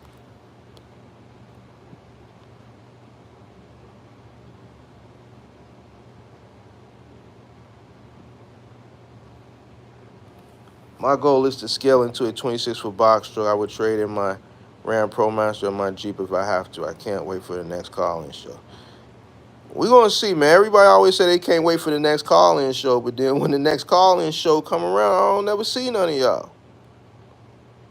I have a 15, 16 footer, 10 gross vehicle weight rate. I just hopped into the industry for the second time after taking 3-year break. The rates have definitely dropped. Well, if you took a 3-year break, that means you was in 2021. So the rates didn't necessarily drop. The rates just corrected themselves. 3 years would put you at 2021. Those rates weren't normal rates. See, that's what I'm saying. If those were the first, if that was your first rodeo in this business, this is why so many people are lost in this business, because they jumped in 2020, 2021. They saw those rates and they think those rates are normal. What you see now is what you get. This is normal. This is what you have to deal with. We'll probably never see another pandemic. We'll probably never see a point in time where that much free money is given out to the point where everybody is spending money because everybody is rich for 1 year. That shit was once in a lifetime. You'll never see that again. Those rates were not realistic. They weren't real. Put 2021 out of your head. It never existed. And this is what I train people. 2020, 2021, 2022, just erase it. A lot of places that you look on the internet, when they do LY and they do comparisons, they compare 2023 to 2019. They don't even compare it to 2022 or 2021 or 2020, because those numbers weren't realistic. Those weren't sustainable numbers. So the rates that you see now are the rates that are normal. These are the common rates. These are the rates that you should get accustomed to having to compete against other owner operators for loads against. This is the real world. One thing about 2021, the rates were high, but you also didn't have to find yourself competing for anything. Right, because there was just an overabundance of freight and not enough supply. Supply was creeping up to meet that demand. That's why the rates were extremely, extremely high. All right, rates are down. They're down from 2021, right? But 2021 didn't exist. So instead of saying down, the correct terminology is the rates have corrected themselves from 2021. They're not down. They just corrected themselves, right? That's it, and that's all. You have to find a way to compete in the current market.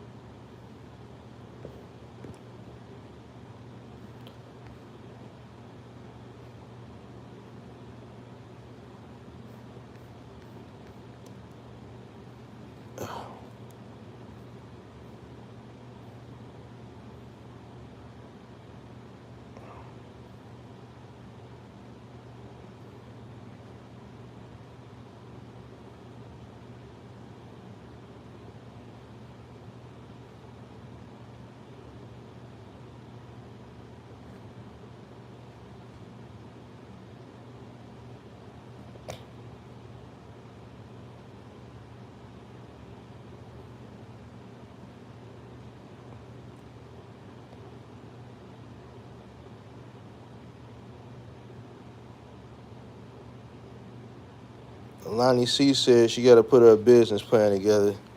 She don't want to get held accountable. Hey, I don't blame you. I don't blame you.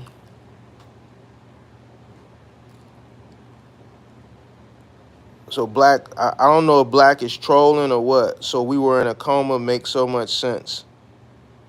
I know what he or she is talking about as far as what I was talking about the pandemic, but I don't know if they trolling, so keep an eye on them.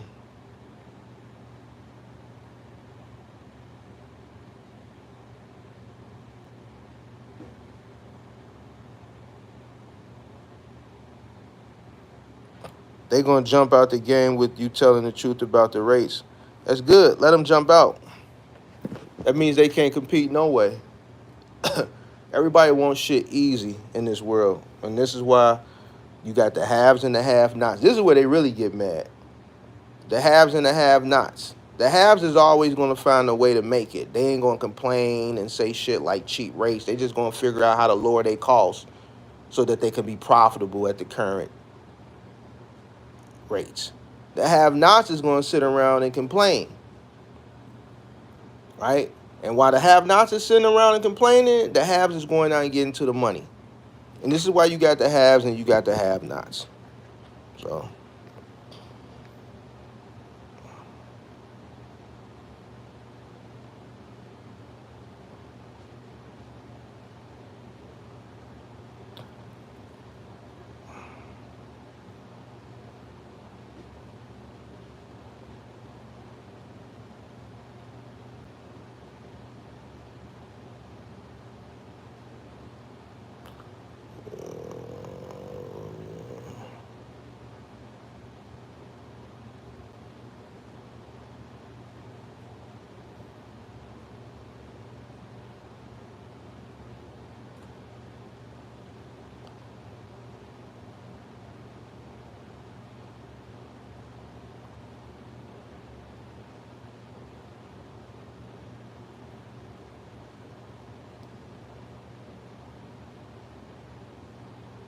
do you think after you're able to acquire 100,000, your net worth can go crazy from there? You talking about 100 grand? Man, there's people who get 100 grand and blow it.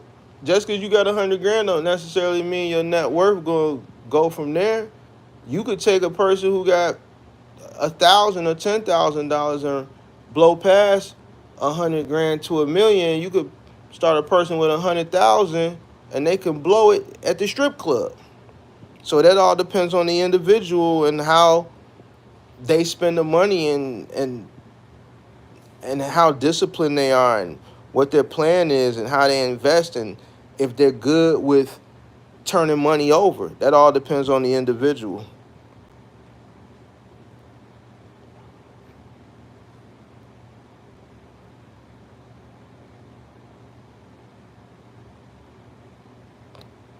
Nick Gers is always, and I know Nick Gers, what it means.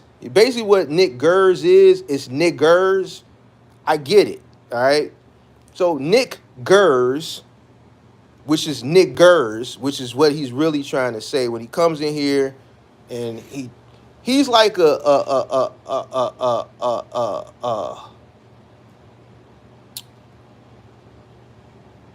passive troll. He doesn't do enough to get blocked, but he tries to do it in a way where it's subtle so he doesn't get blocked, right? So I get what he does. He comes in here. His whole thing is always about cheap freight, all right? So what he's done is he's went and pulled a definition to basically undermine my theory on cheap freight, all right? And here's the thing. What you may think is cheap freight is going to always exist because guess what? There's going to always be somebody to take it. The way I train and talk to people is to focus on their cost per mile so that they can compete and get this whole cheap freight shit out of your mind. All right. This whole cheap freight shit has been going on since 2022 when the market shifted. All right. And it all came from influencers and content creators because they lack the experience and they lack the education to be able to lead people in the right direction. So they cop out with saying dumb shit like stop taking cheap freight. If an individual focuses on their business and lowering their operational costs so that they can more effectively compete, then there's no such thing as cheap freight. Because what's cheap freight to you and cheap freight to him and cheap freight to her wouldn't be cheap freight for me. It just wouldn't be. And that definition, I would be the epitome of that definition. When you look at that definition, you're going to see my black ass right there smiling with my gap teeth smile, right? Because I'm going to make sure that my cost per mile is going to be so extremely low that pretty much whatever pops up on the board, I'm gonna be profitable at. And I could give two damns if you or him or her or her or her or her like it or not. As long as it's making me money, I could give two rats asses if the masses say, well, you shouldn't take that because it's fucking it up for everybody else. Well, too bad for everybody else. Everybody else ain't paying this mortgage. They not paying these bills. They not paying all the shit that comes along with debits from my account month in and month out. So my objective is to have more money coming in than money coming out. So if something is profitable because I set my business up to win and the masses didn't, that sounds like it's their problem and not mine. I'm not here to be nobody's friend. I'm here to destroy you. I want you to hate me. I want you to think that I'm the person taking cheap freight because I am profitably. And if you have an issue with it, then you need to figure out how to lower your costs so that instead of complaining about the rates, because they ain't going to change, right? You can compete or get out of the business. Stop complaining and lower your cost so that you can take these rates at a profit.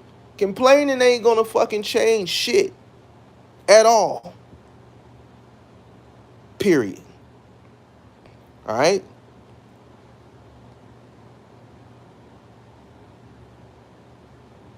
Period. It's not. Amen.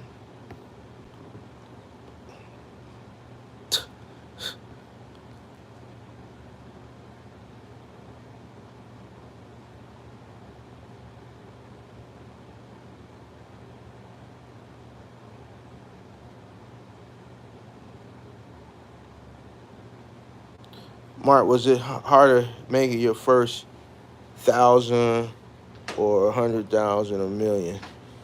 Um,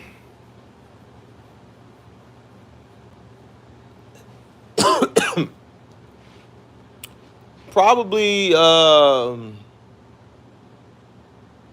probably the first 1,000. And the reason why I say that is because by the time I made gross the first million, that 100,000 that was coming in a month. We was doing $90,000 to $100,000 a month in revenue. That first 1,000, even though it didn't take long to come, it was hard because I didn't know what the hell I was doing. By the time I had my office and I had all them trucks and I was grossing $100,000 a month, I was gone. I knew what I was doing. Obviously, for me to get to the point to gross that type of money, so at that point, it was pretty much on auto drive. The biggest pain I had at that point at scale was people, just dealing with people. All right. So that first $1,000, it was difficult because I didn't know what the hell I was doing.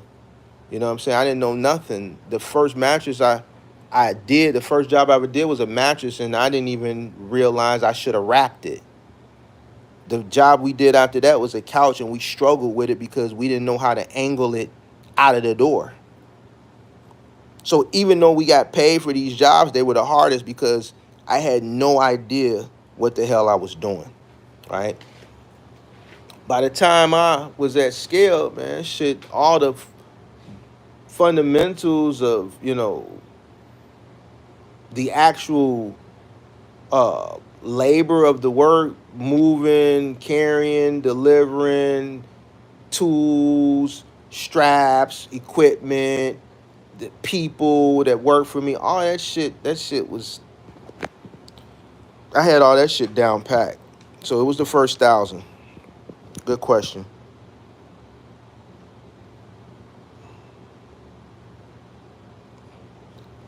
My dad's name is Michael Gers. So when you put Nick Gers, because I think they blocked you the other day because I remember your thing was pink and it was Nick and Gers was with a lowercase g.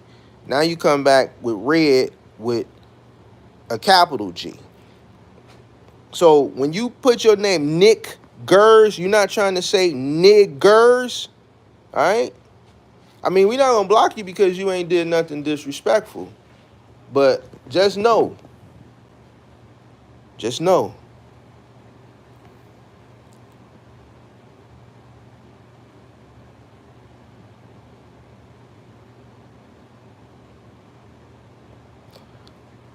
frugal freight.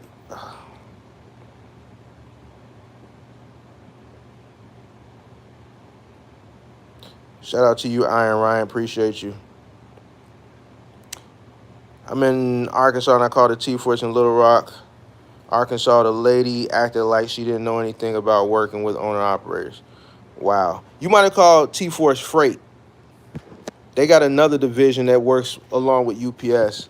They probably don't deal with owner operators. There's a few different divisions with T-Force. You probably called the wrong division.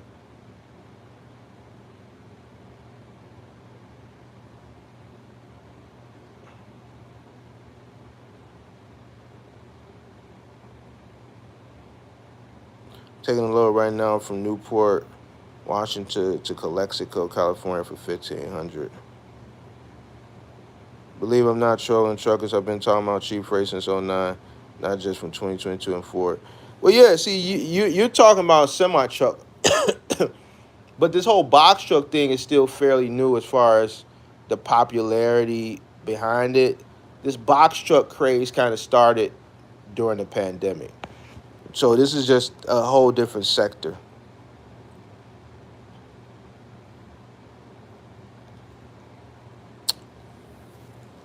Was you getting insurance individual on all your trucks? Did you accept rental trucks insurance, or did you cover rental trucks insurance in regard to building a fleet? So my insurance, so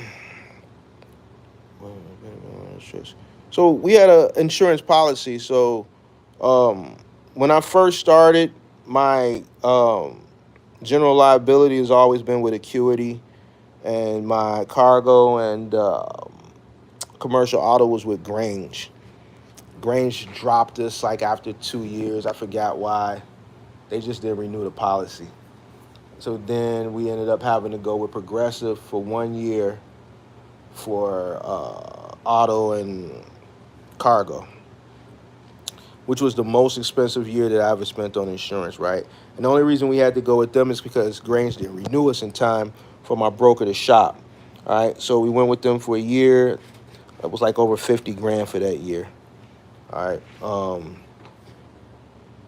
Then the following year we got with Mercury for commercial auto. We still had Acuity for general liability, and we went with National Fire and Liability for cargo, and that's what we ran with until the end, until retirement. Um, when we rented rental trucks, we would just add them to the policy for the short term.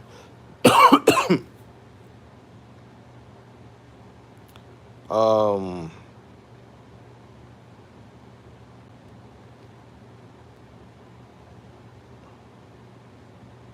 I feel you. It didn't go down the way you thinking. No, I'm gonna get a new contract. Already talking with another company. All right, I want to hear what happened, Big Zo. I want to hear what happened. What was the most amount of contracts you have juggled at one point? Let me see if I can remember. So, you guys know a company called T-Force, but back in the day it was called Dynamics.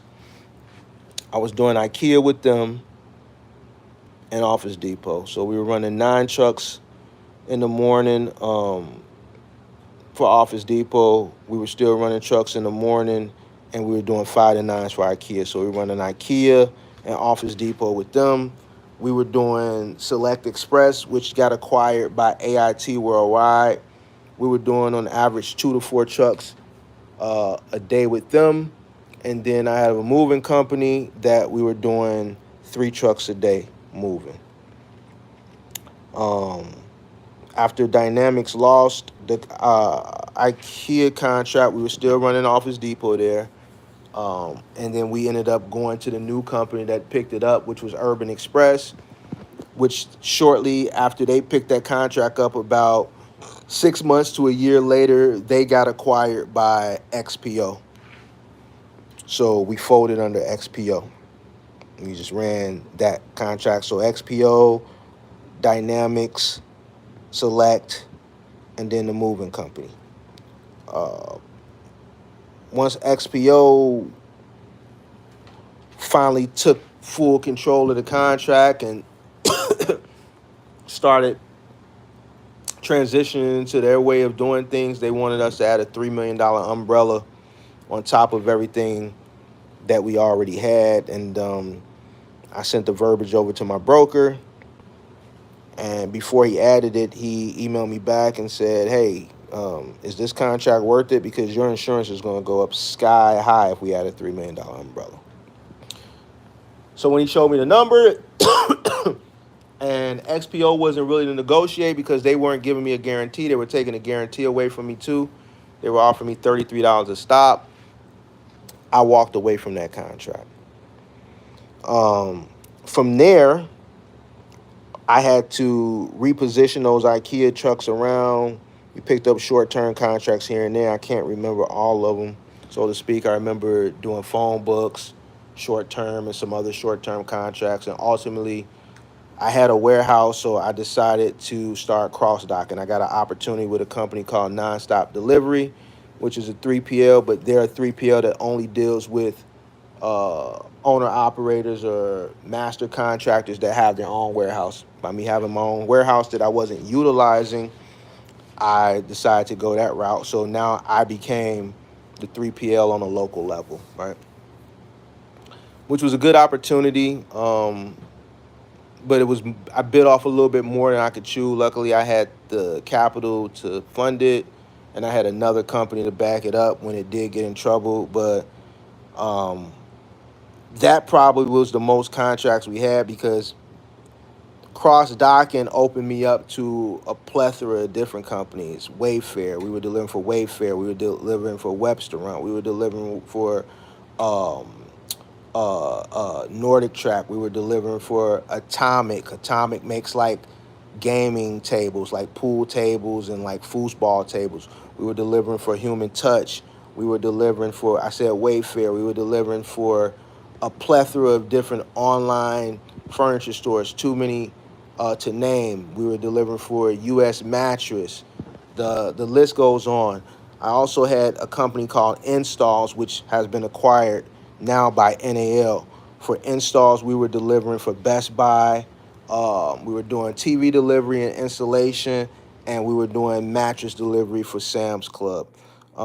But when I was cross-docking, that was my biggest contract because I had probably over 100 different retailers that we were receiving freight from daily that we were delivering for. I would get at least 5 semi-trucks a day.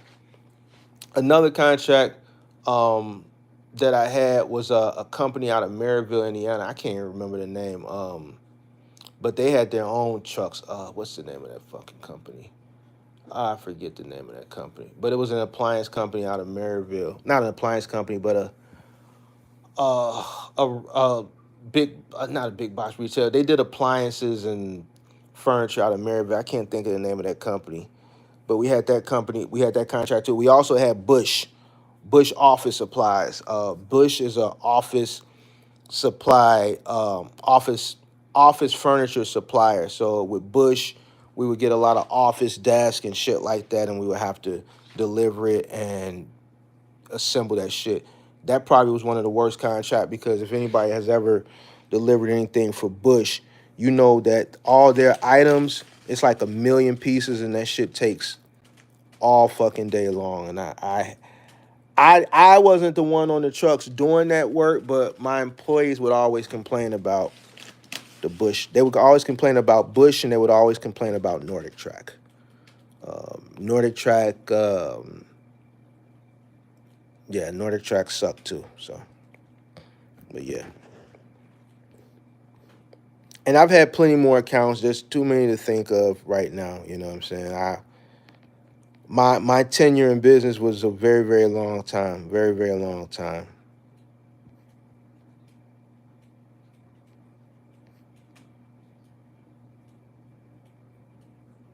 How long did you have to work on your trucks before you were able to become more passive? 3 years. like 2 years, 2.5 years, 2.5 to 3 years. I came off the truck, I believe, in 2013, beginning of 2013, like the beginning of the summer of 2013.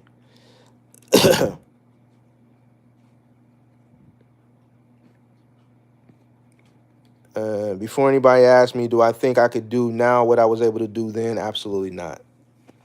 What I was able to do back then is not possible now. Business is about timing. Things change. So the opportunities that were presented during that time period would not be presented now. A lot of things have changed. A lot of these 3PLs don't even want to deal with master contractors nowadays, because master contractors have too much leverage. So another thing what I wouldn't be able to do now what I did then is because of the labor market. The labor market is more difficult now. Back then there was no gig economy, right? Uber was fairly new, but it was only black car service back then. Lyft didn't exist. DoorDash didn't exist. Uber Eats didn't exist. Grubhub didn't exist. Amazon Flex didn't exist. Roadie, Curry, none of this shit existed, right? So the only way a person could make money legally was they would have to go out and get a job. There was no gig economy, right? So my desk would always have a stack of applications. Like, we weren't short of sourcing talent, and all my employees would always say, "Man, I got somebody who want to work. I got someone who want to work. You need extra people. I got people who want to work." So between the referrals of my employees, always trying to refer friends and family for opportunities to work, there would always be people coming in filling out an application. Nowadays, you can't pay nobody to work. Did you catch what I said? Nowadays, you can't even pay somebody to bring their ass to work. So, at my height of running, the most people I had at one point, as far as employees, was maybe 30 to 35, 15 trucks. I wouldn't be able to scale up the way I was able to do back then. Now, it wouldn't be possible.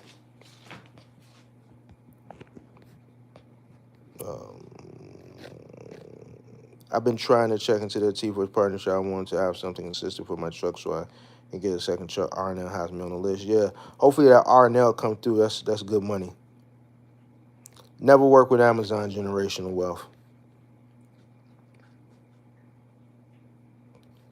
So generational wealth must just came in and don't realize. He says, do you answer questions or is it just you talking to friends? So all this shit that I've been doing for the past hour has been answering questions. My whole monologue, I did my monologue over an hour ago. See, this is what I'm talking about. Like, people just come in. Hey, man, if a person come in and they don't understand what's going on, block them. They may have good intentions, but if a person don't have common enough sense to come in and chill out to see what's going on and don't see that I'm going down the list and answering questions, get them up out of here. Matter of fact, don't get them up out of here. Don't get them up out of here. Don't get them up out of here. We're going to give them a chance. We're going to give them a chance. We're going to give them a chance. Because the only thing I've been doing is answering questions for the last hour.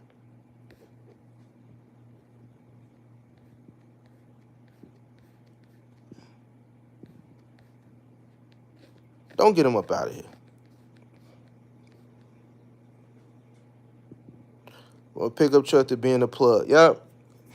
You think about it, yeah, from a pickup truck to being a cross dock and delivering. Now, the beautiful thing about cross docking is I didn't have to send my trucks way out to Elk Grove Village and to Wooddale and to Addison to these 3PLs to load up and then send them 20 or 30 miles to another suburb or back to the city to make the deliveries. All the freight would be in my warehouse. So when the guys showed up to work, they would just have to back the trucks to the dock, and then the forklifts would load, the truck with the freight, and they would deliver it. So this ultimately saved me a lot of money on fuel, but I ultimately ended up spending more money that I didn't know because this was a new experience for me with cross docking.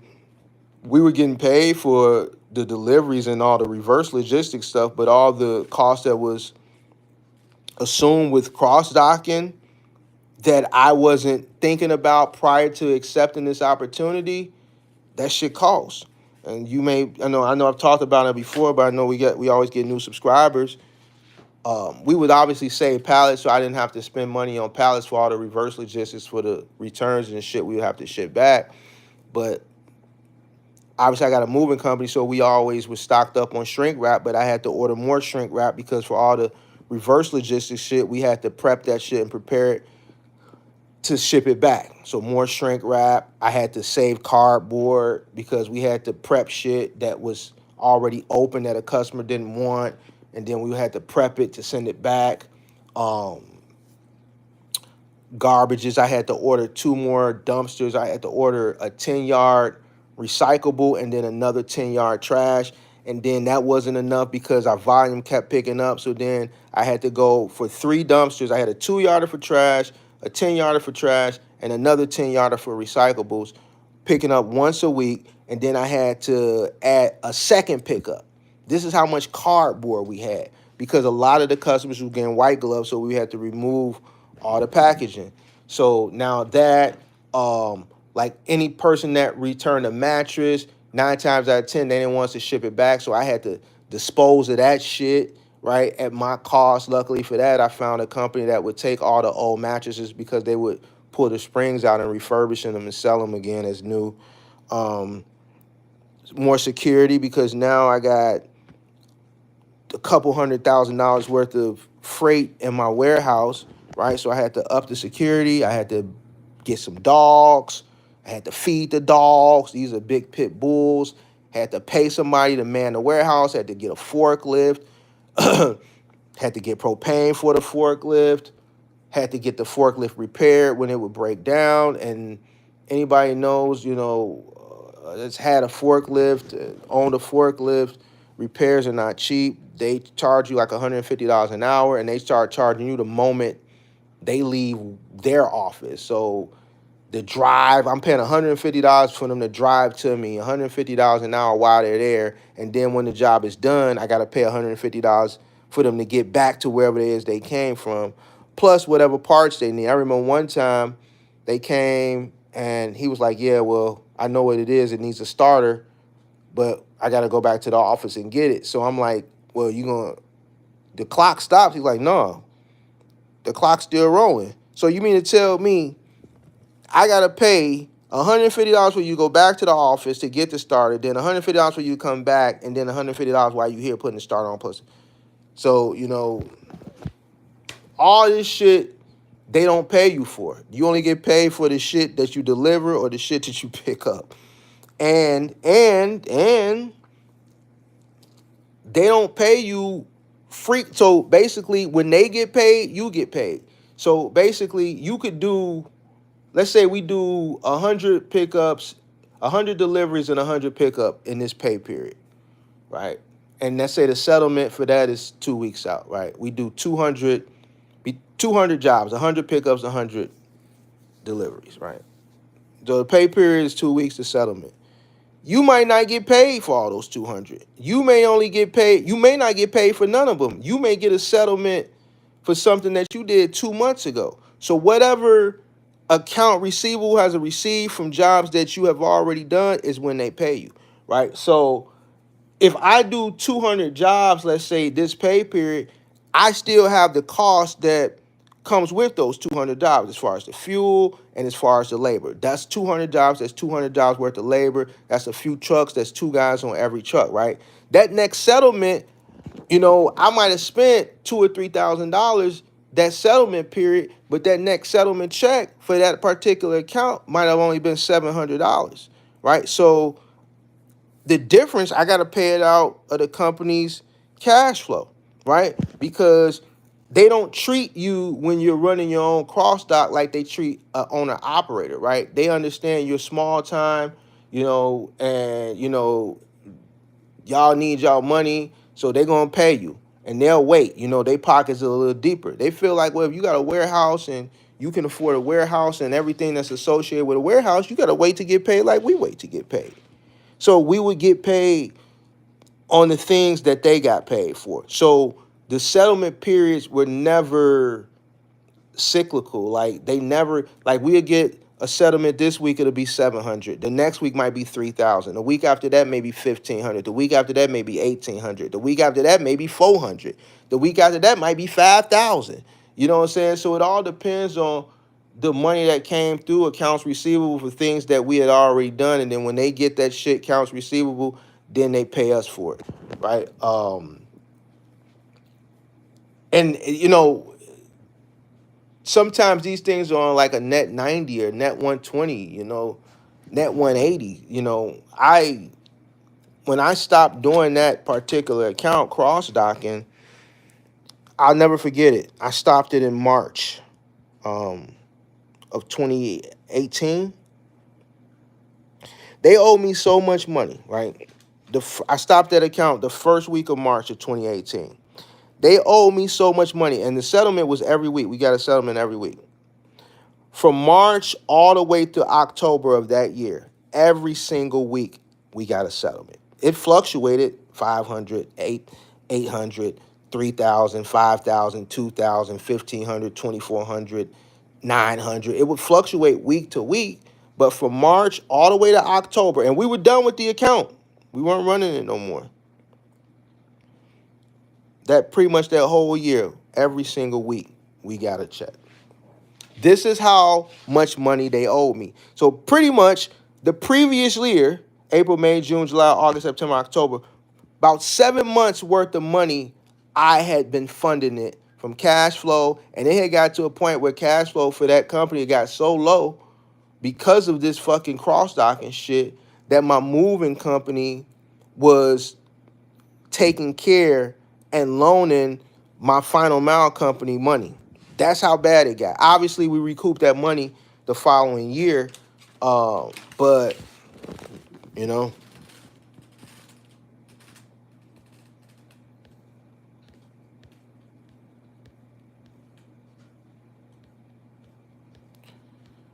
let me see.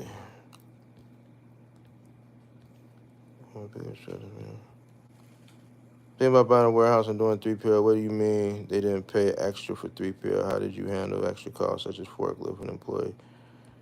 So yeah, I think I didn't even see that question, but I pretty much just answered it already. So yeah, so that's how I handled it. I didn't, you know, I didn't even think of that shit when I accepted it, man. You know, so I handled it out of cash flow. Ultimately, we took a loss when I did the cross docking thing. We took a loss on it. We took a loss. You know, it was a good learning experience. I'll never do it again. I wouldn't suggest anybody do it either. Just everything that's associated with it is just not worth it. They only pay you for the deliveries and the reverse logistics shit that you pick up. All the shit that is associated with cross docking that I talked about, from the trash to the preparation as far as shrink wrap tape, packaging, security, forklift, all that shit, they don't pay you for none of that.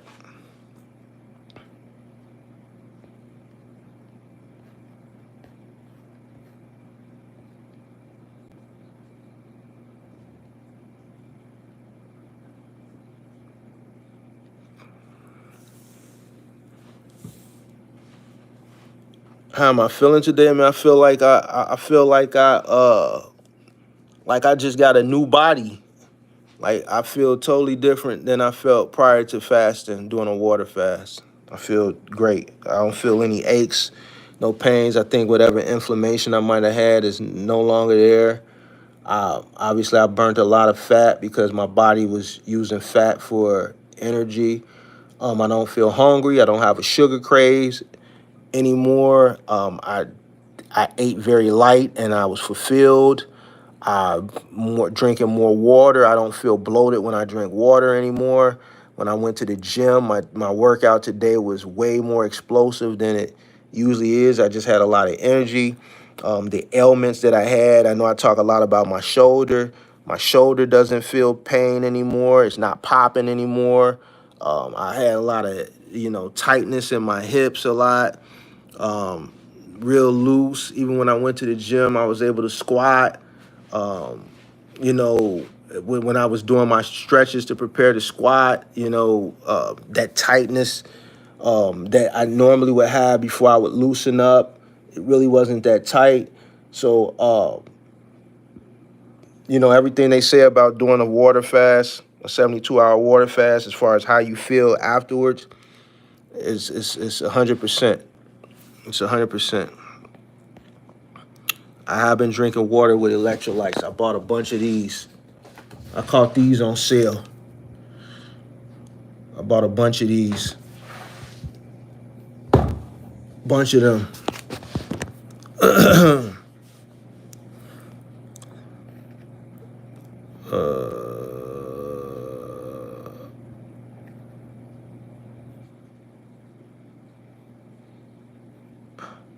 Any contracting companies you would recommend that operate overnight, second and third shift for sprinter brands? Not sure. You would have to talk with Axel about that. I'm not really up on overnight. But there's a company here called Delivery Authority. They'll contract you. They have shit that runs overnight. They used to try to get me to take shit all the time. They would beg me to take shit, and I just wouldn't. And it would always be overnight, little local regional shit. So you would probably have to find like a smaller regional company in your area. They normally would have those types of opportunities.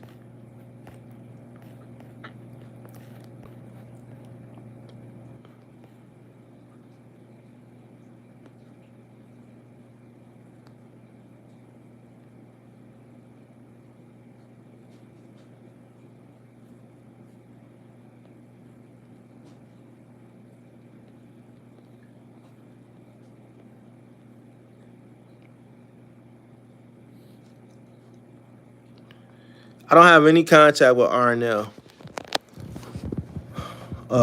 Cantrell, unfortunately. RNL, most companies have reached out to the channel. RNL isn't one of them.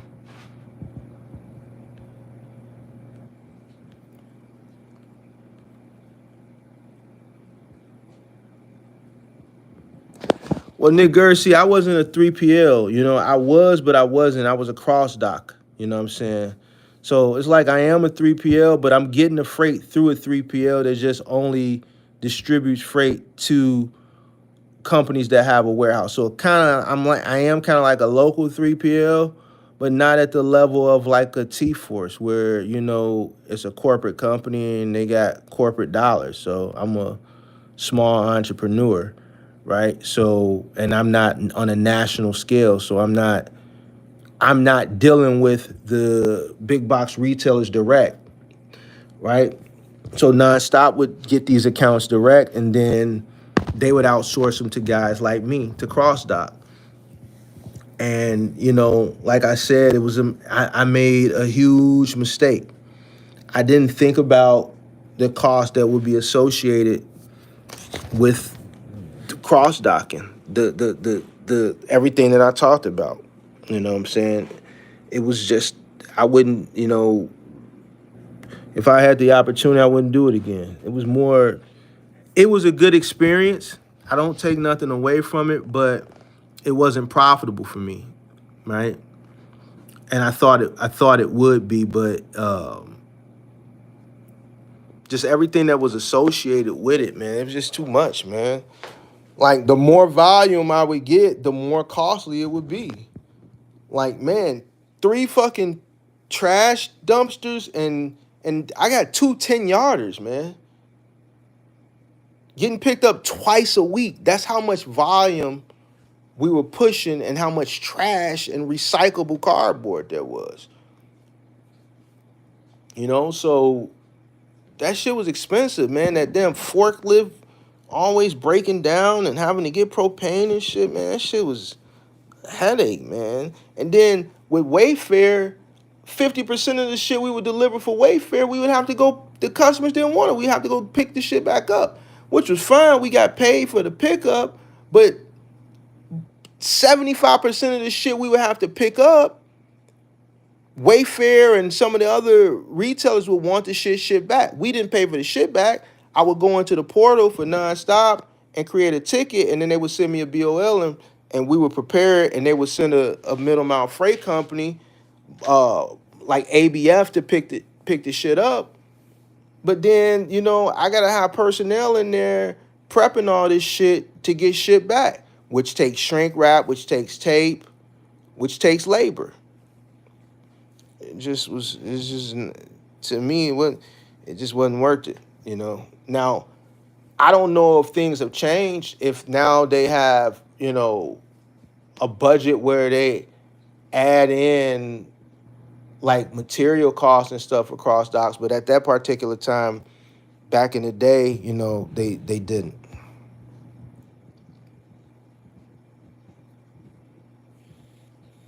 I'm looking to get and find my man hours. You know where I can start? Yeah, man. Watch the channel, look at all the content, and then that'll pretty much help you decide.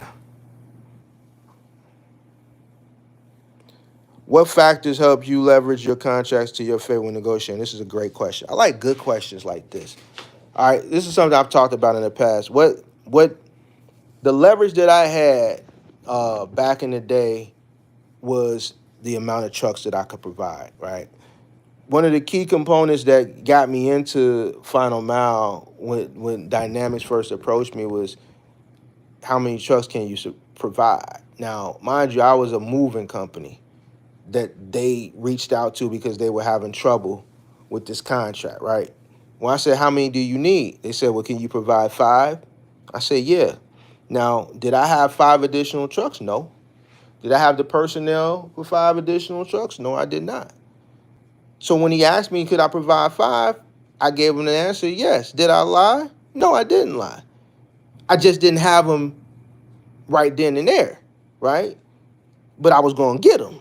You see what I'm saying? And this is why I'm saying this is a different time period. It was easy to go out and call Penske, call my Penske rep or call my enterprise rep. I use Penske for this contract. Yo, I got this new contract. I need X amount of trucks, but we're going to ramp them up one truck at a time. Boom. I already had people on standby that wanted to work. And I knew that the onboarding process would take a couple of weeks. So it gave me time to put everything in play, right? Once I got that contract and I really got big and I got at scale, the way I was able to leverage myself with other contracts and get my price and get a guarantee, let's say for like Office Depot, for instance, the reason I was able to get a guarantee with that is because they knew how many trucks I was providing on the other side for IKEA, and they knew I could provide trucks for Office Depot, and this is how I was able to provide 9 trucks. But I said, I'm not working at a per piece. I need a guarantee. I'm a master contractor. I got my own warehouse. I got my own office. I got office staff. I got all these trucks. I got real bills. I'm not an independent owner operator. All right. I need a guarantee. I need to know what I'm making every day. I don't care if the pieces are large to tomorrow or you short pieces the next day. I need to be making sure that we are profitable every single day. We can provide you the trucks, we can help you out, but we need a guarantee. So I was able to get a guarantee, which is rarely done. Most 3PLs don't like to give guarantees. I got a guarantee with the IKEA because they came looking for me, and I told them I could provide X amount of trucks, which I was able to, right? So that was my leverage, being able to provide as many trucks as they needed and as many bodies as they needed at any given time, right? And this is how I was able to get a guarantee, and this is why I never ran into a lot of the issues I think a lot of new owner operators, box truck owner operators run into, because they're running on piece counts, they're running on stop counts per stop, they're running either per stop or per piece, right? They're not getting guarantees, right? A company ain't going to give you a guarantee of 1 truck, right? Because it might be that day where the stops are low and they're going to pay you that exorbitant guarantee, and they feel like they're not getting the value for what they're paying. And it just be like that. But if you're able to supply an overabundance of volume of trucks and bodies, somebody that they can depend on, then that was the leverage that I was able to use back in the day to get me a guarantee, and that helped me be profitable every day. Every day for Office Depot, my company was netting $100 off every truck, right? So that would mean $900 a day. I was running 9. The 100 would go to the employee. 100 would be for cost for the operation of the truck, which would go to fuel and whatever else. And then the trucks is paid for. I was buying trucks cash back then. And then the company would net 100.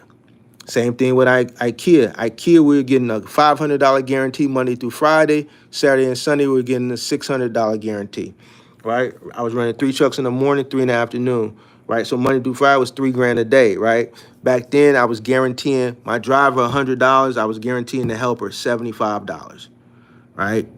We spending about $50 to $75 in fuel. The rest was profit net to the company. And the only contract that I lost on a day-to-day basis for the most part, but it didn't matter because I was making so much money with the other contracts and my moving company was just making money hand over fist, was with Select Express. Select Express was a contract that I operated at a loss knowingly, but those 2 or 3 trucks that I was running operating at a loss, it wasn't a huge loss. Most of the days we were breaking even, and if we took a loss, it was probably like $100 or less. But it still allowed me to keep people working in the neighborhood. I was a staple in the community. I kept people working. I gave people an opportunity to work. So that account was just more to just be able to hire more people, get more people off the street, give more people an opportunity, and we could consume the loss of that contract because we were so profitable and our margins were so good everywhere else that the little twos and fews that we were losing, it was fine and we could just write that off because we were hiring people and giving people opportunity in the community.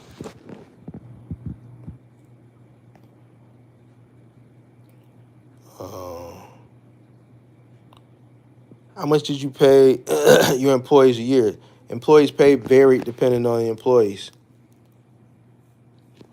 It all varied depending on employees. The movers obviously made a lot more than the final mile guys. You give so much info, couldn't remember, but thank you for your knowledge. It's all good. All right, y'all. So I kicked it with y'all for a long time because I know I'm not going to be on here probably until, is Sunday Mother's Day? No, next Sunday is Mother's Day. All right, so yeah, so tomorrow I ain't going to be on here. Saturday I ain't going to be on here. So I might come back and kick it with y'all Sunday or Monday, but tomorrow and Saturday I'm not. So I wanted to make sure I kicked it with y'all tonight. So I appreciate everybody for tuning in. If you haven't subscribed to the channel, oh, that's right, Cinco de Mayo is Sunday. And I'm not Mexican, so I won't be celebrating Cinco de Mayo. But I remember Mayweather used to always fight around Cinco de Mayo. I knew something. That's how I would always remember it was Cinco de Mayo, because there'd always be a Mayweather fight. He would always fight around Cinco de Mayo. But yeah, so I got some shit to do the next 2 days, so I won't be around. So appreciate y'all. Make sure you subscribe to the channel if you haven't. I appreciate everybody for tuning in. And until next time, peace.